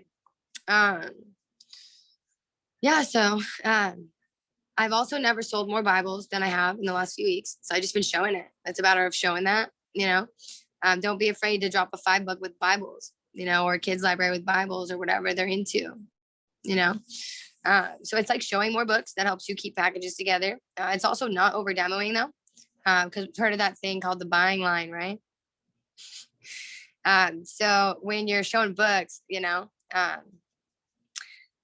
TD, you guys all kind of do things the way you do things, but when it comes down to showing packages, if I'm showing a platy and they're high schoolers, if they know about the SAT, I'll show the SAT in math and close. If they're more of like an upper level 8th grader and the SAT is going to make them ask too many questions about it, I'm going to show math, English, close on the platinum, right? Because then they're just going to talk for too long, and it's like, it's great, just get it, they get the idea, right? So it's just kind of showing more, and don't be afraid to close big. And one of the big things that also helps with buying atmosphere and package size is so yeah, I'll give you a quick look at what I got, and then when I get to the part where I'm pulling out books, I'm like, yeah, I'm going to show you a couple of different things. You guys can buy something, everything, or nothing, whatever you want to do. So it just kind of lets them know I'm just showing them stuff, and I don't really care what you get, but I'm going to show you what would fit you guys. And that being said, if I'm selling books to a 5th grader who's getting C's and D's in school, I'm not going to try to sell them a gold package, especially if they don't want to go to college. If they talk about like, no, I hate school, and like, I'm really not going to ever do that, but I need a pass. I'm not going to try to sell them a platinum or a 6th book. I'll literally tell you, hey, Erin, don't buy the 6th book. I don't really think you guys will use it right now. We don't really know if you'll use it. So it's just 5 that fit your family. And I also feel really good about that because I'm being service minded and not just selling people stuff they won't use. But also it gives more trust. And so if they're willing to, then they're going to pick the 4 book or the math because I tried to sell them a platinum. It's like, be a person. So that also helps build trust with packages. Let's see. Yeah. And then often with moms, you'll catch a lot of moms where they're like talking about, oh, I kind of need dad, or like kind of, or like, I could probably do it. Honestly, Erin, like when I was sitting down with, like, I show this to like 35 families every day. So I'll kind of be around, but usually when I catch like mom without dad or dad without mom, I'll usually just let them pick out their favorite thing, whether that's math or like a silver, bronze versus going with the platinum set. That way I can have you guys on my delivery list. And when I come back, you guys can always upgrade from there. I guess, would you be cool making a smaller decision on something like that? And empower moms, talk about other moms while you say that. Like, yeah, what I did with Miss Gout, she teaches 3rd grade at Batesville. Like, we just went ahead and set her up with some of the kids stuff, when I hung out with Miss Belt, she's a doctor in Batesville. She runs her own practice there, but she went ahead and just picked out the advantage because she knew that it would help her whole family long run, even though her younger ones really like the kids stuff. So you can kind of do whatever you want, but I guess, would you be cool making a smaller decision? Because like realistically, the likelihood of you getting back with a mom after going through the whole intro, keeping her as excited as she is, open-minded as she is, and get dad to sit down with you again. Like, if you think about the sales you have to happen like that, maybe 1 or 2 a week, like it doesn't really happen. You'll try to catch them back. You won't catch them back. Dad will blow you off the porch, and so it's like, just get the name and get out, let them buy whatever they want. I've had moms who just say, yeah, I'll just get the advantage set. I still just drop 50, 80, not 80, like I don't count I don't know what everything is, but like 50 units, 30, 40 units. And then they're not getting the kids platinum, but they're getting a silver or a gold set, and that's smaller. You know what I mean? It's psychology. It's not like, and I don't really have a lot of people cancel because I'm cool and I use names and I know how to, and you just like solidify your sales. But that also helps when it comes to just signing more people up and keeping packages together. It's just like that buying atmosphere. And then you just demo the log every time. It's not hard. It's really not hard. I talked a lot about logs on the PC call a few weeks ago and kind of what I do. So I don't know if you want me to talk about that more or like kind of do a shorter version, but that's part of package size, is logging them on.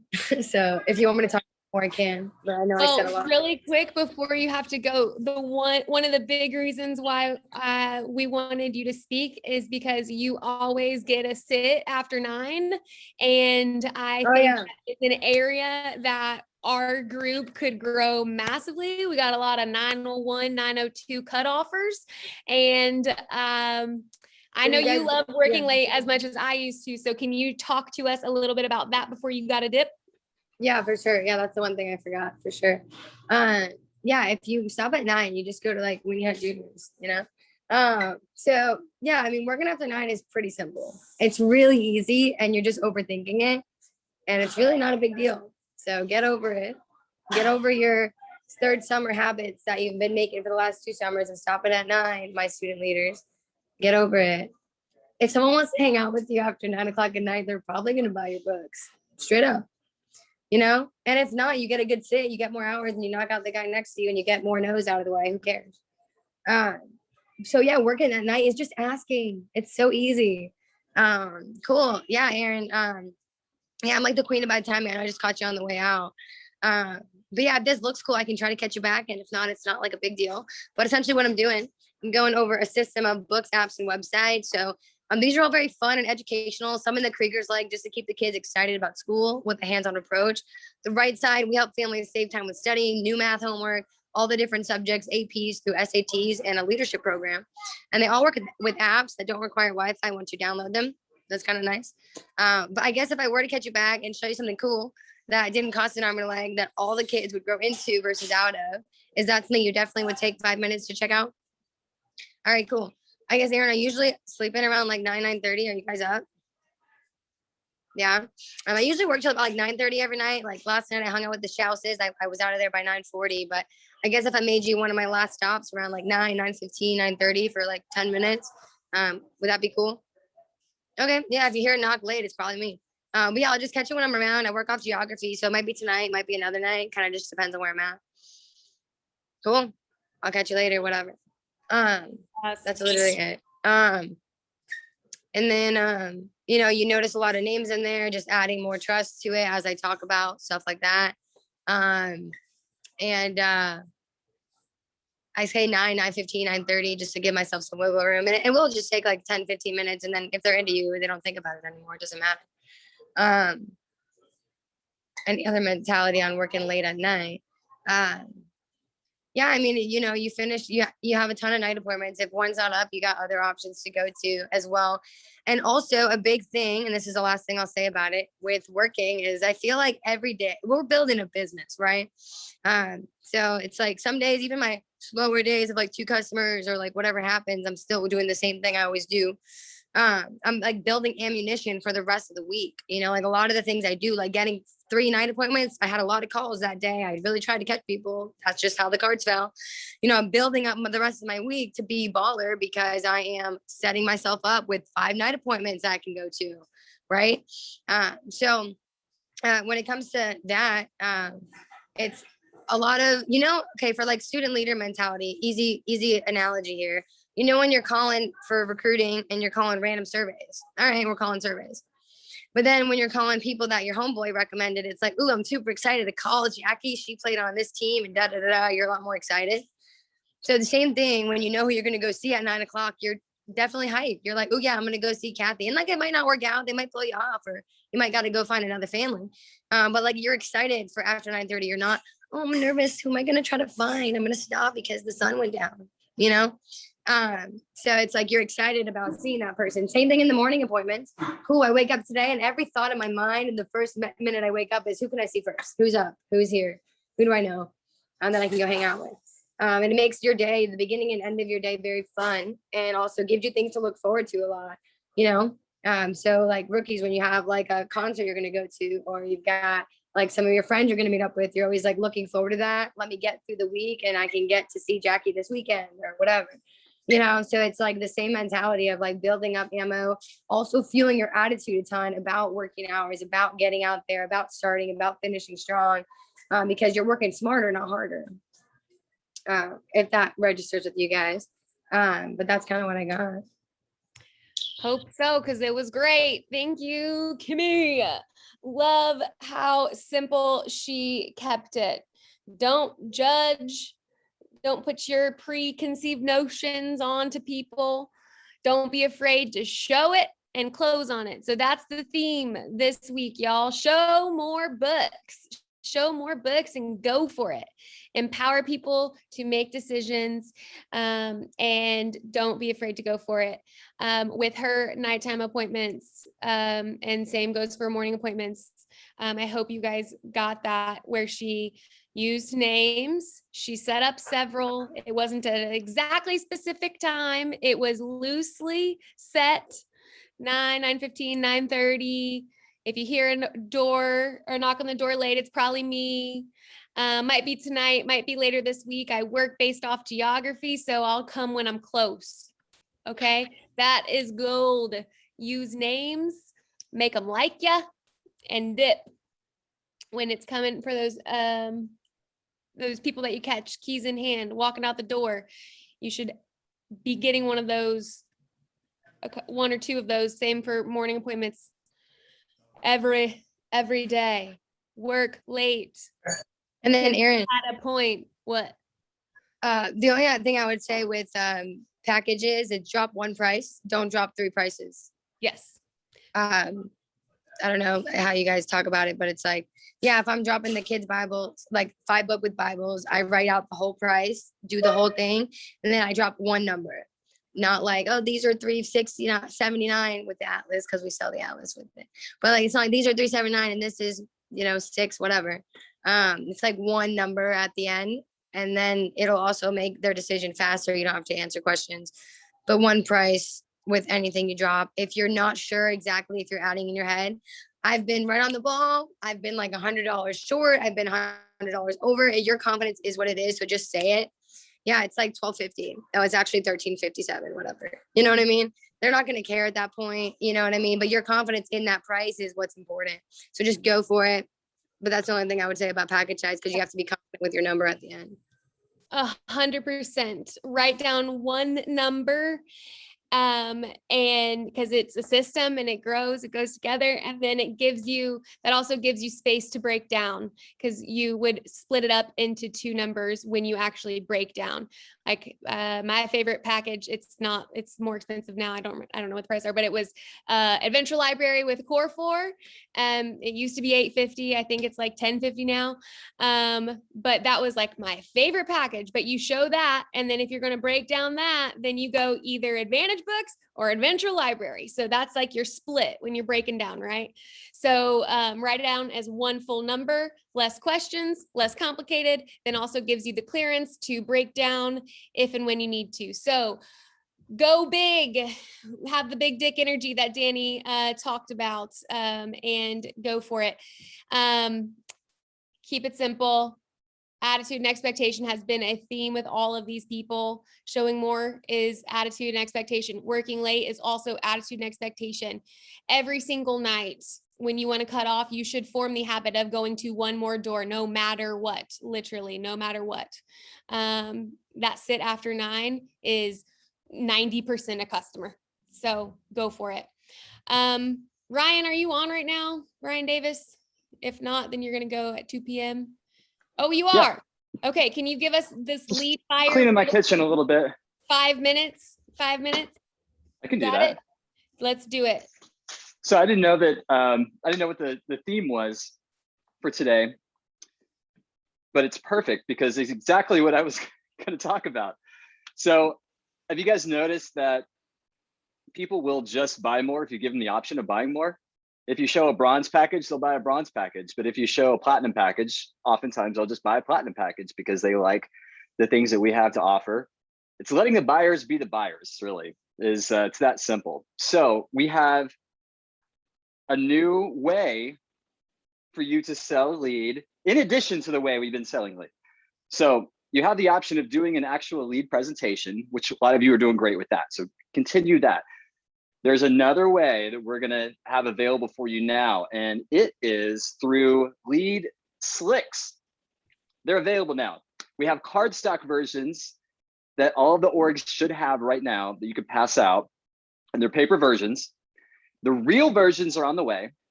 but the cardstock ones will do for now. So I text out there it is. I text out the 1 minute overview explanation for all of you to listen to. So listen to that over and over again if you need. It's how to explain this in 1 minute. But it's essentially all of your Advantage sales and all of your CEA sales. You're going to show them Global Academy. I hope you're showing them Global Academy and giving them the option of subscribing to that too, because it's a better value and a better service. So at that point, when you're filling out the order, you give them the option of, hey, Ms. Jones, we got Global Academy. It's all of your academic, it's your apps and sites and everything that go along with your books and creates a system for it. So there's that option, or you can do our leadership program option. And it includes Global Academy. That's part of it. But then what it also goes over is all the stuff that classrooms don't teach that kids need to know, right? Because we all know it takes more than classroom knowledge alone to achieve our goals. So this goes over life skills, emotional intelligence, success habits, principles of leadership. There's virtual classes. It includes all of your Global Academy apps and resources. And it's actually just $99 a month. So a lot of families feel like having a leadership program that includes all the academic components just creates a better system for the kids, gives them more value, gives them a better experience, and it's something the whole family can actually benefit from. So do you guys feel like something like that would be a really good fit for you guys?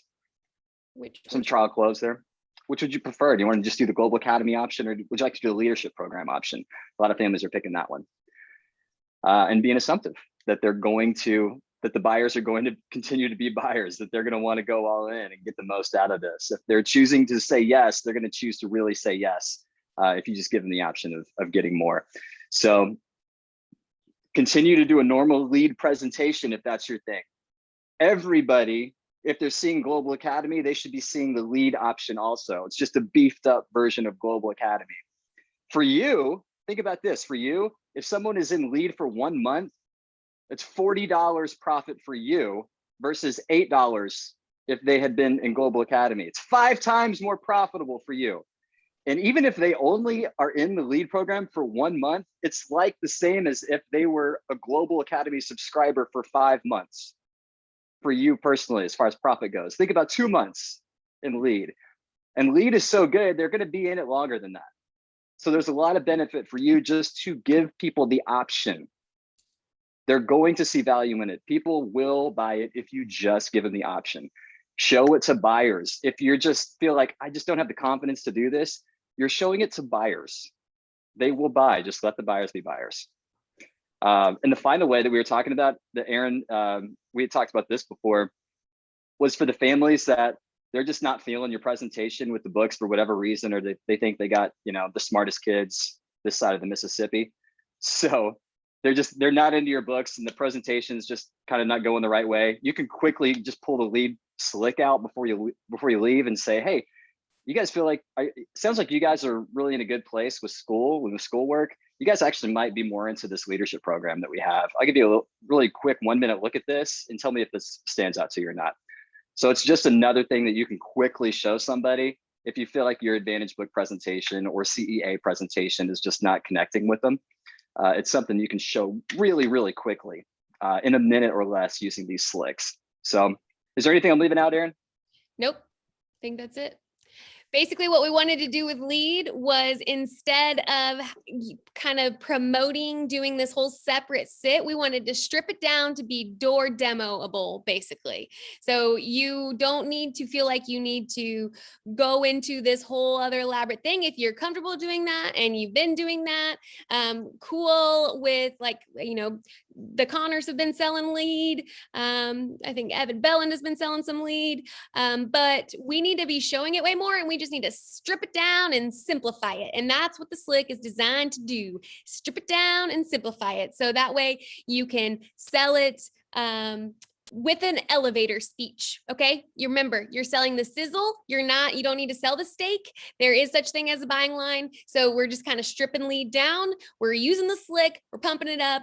You can, when you're signing somebody up, that's an Advantage book customer, you can say, as you're putting the order in, right? You can be like, actually, you got 2 options. You can do Global Academy, or we actually have this really awesome leadership development.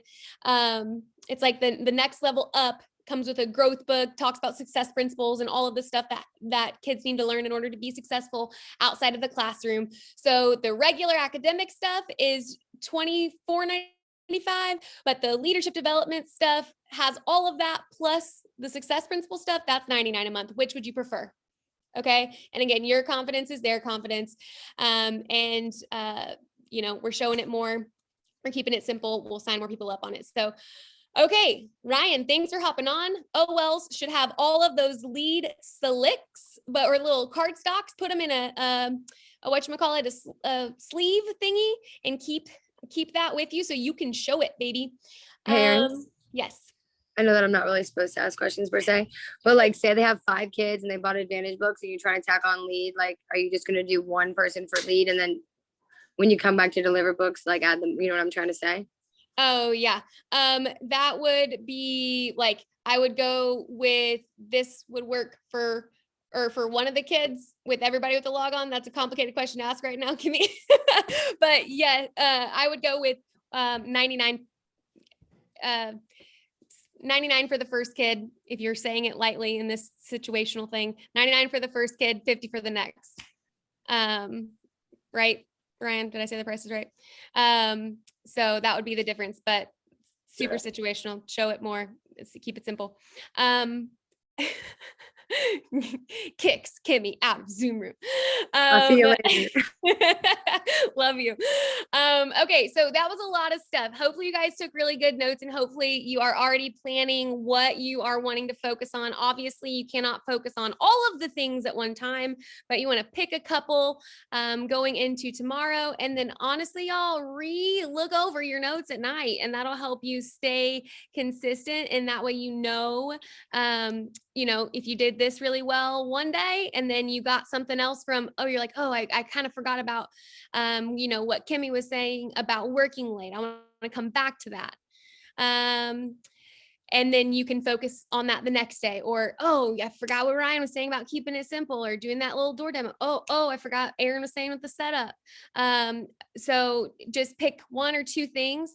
Now in your PCs, we're going to break and then we're going to come back because we have Dave Brown, who is going to be coming on at 2 p.m. Central Standard. So we're needing to go from now, get all our PCs taken care of. Y'all do your thing where you are. And then we're going to zoom back in at 2 p.m. to get some Dave Brown goodness. For those of you who've seen Dave Brown talk before, he's one of my favorite, most engaging speakers of all time. And so we're going to be back for that. But for your PCs today, want you guys all to pull up your canvassing chart from your body of work so far. Your student leaders can show you how to do that. You just go manage account, and you go to reporting, and then you go to personal sales reported, and you pull that up, and you can look at your body of work so far. Okay. We talked about setting SMART goals in the student leader meeting. They can share with you in their PCs what we talked about in the student leader meeting: specific, measurable, attainable, realistic, and timely. We're going to focus on setting specific goals for our upcoming week. So I would challenge you guys to go ahead and come up with your hours goal. I think everybody should try to do this working late thing and do what Kimmie was just talking about, because it will probably add at least 6 or 7 customers to your week just by doing that one simple thing. But hours, demos, sit downs, customers, units, and logons. Everybody needs to set specific goals for hours, demos, sit downs, customers, units, and logs for the whole week. And then you break it down for the day. And attitude and expectation was a huge theme today. So this doesn't mean if you set the goals and you don't hit them that you're a bad person. No, it doesn't. But it does mean that you need to get good at learning how to handle success, learning how to deal with, pick yourself back up after failure, and you need to set a goal and learn how to go after it and chase it. So in your PCs, you're going to use that, and you're going to look at Sales Rabbit and set your goals. I think that's it. Matt, were you going to add something? Oh, okay. It looked like you were going to. So OLs break this up, and then I don't know how y'all want to do the Zoom back in at 2, but meeting will be closing then, and we'll see you back here shortly.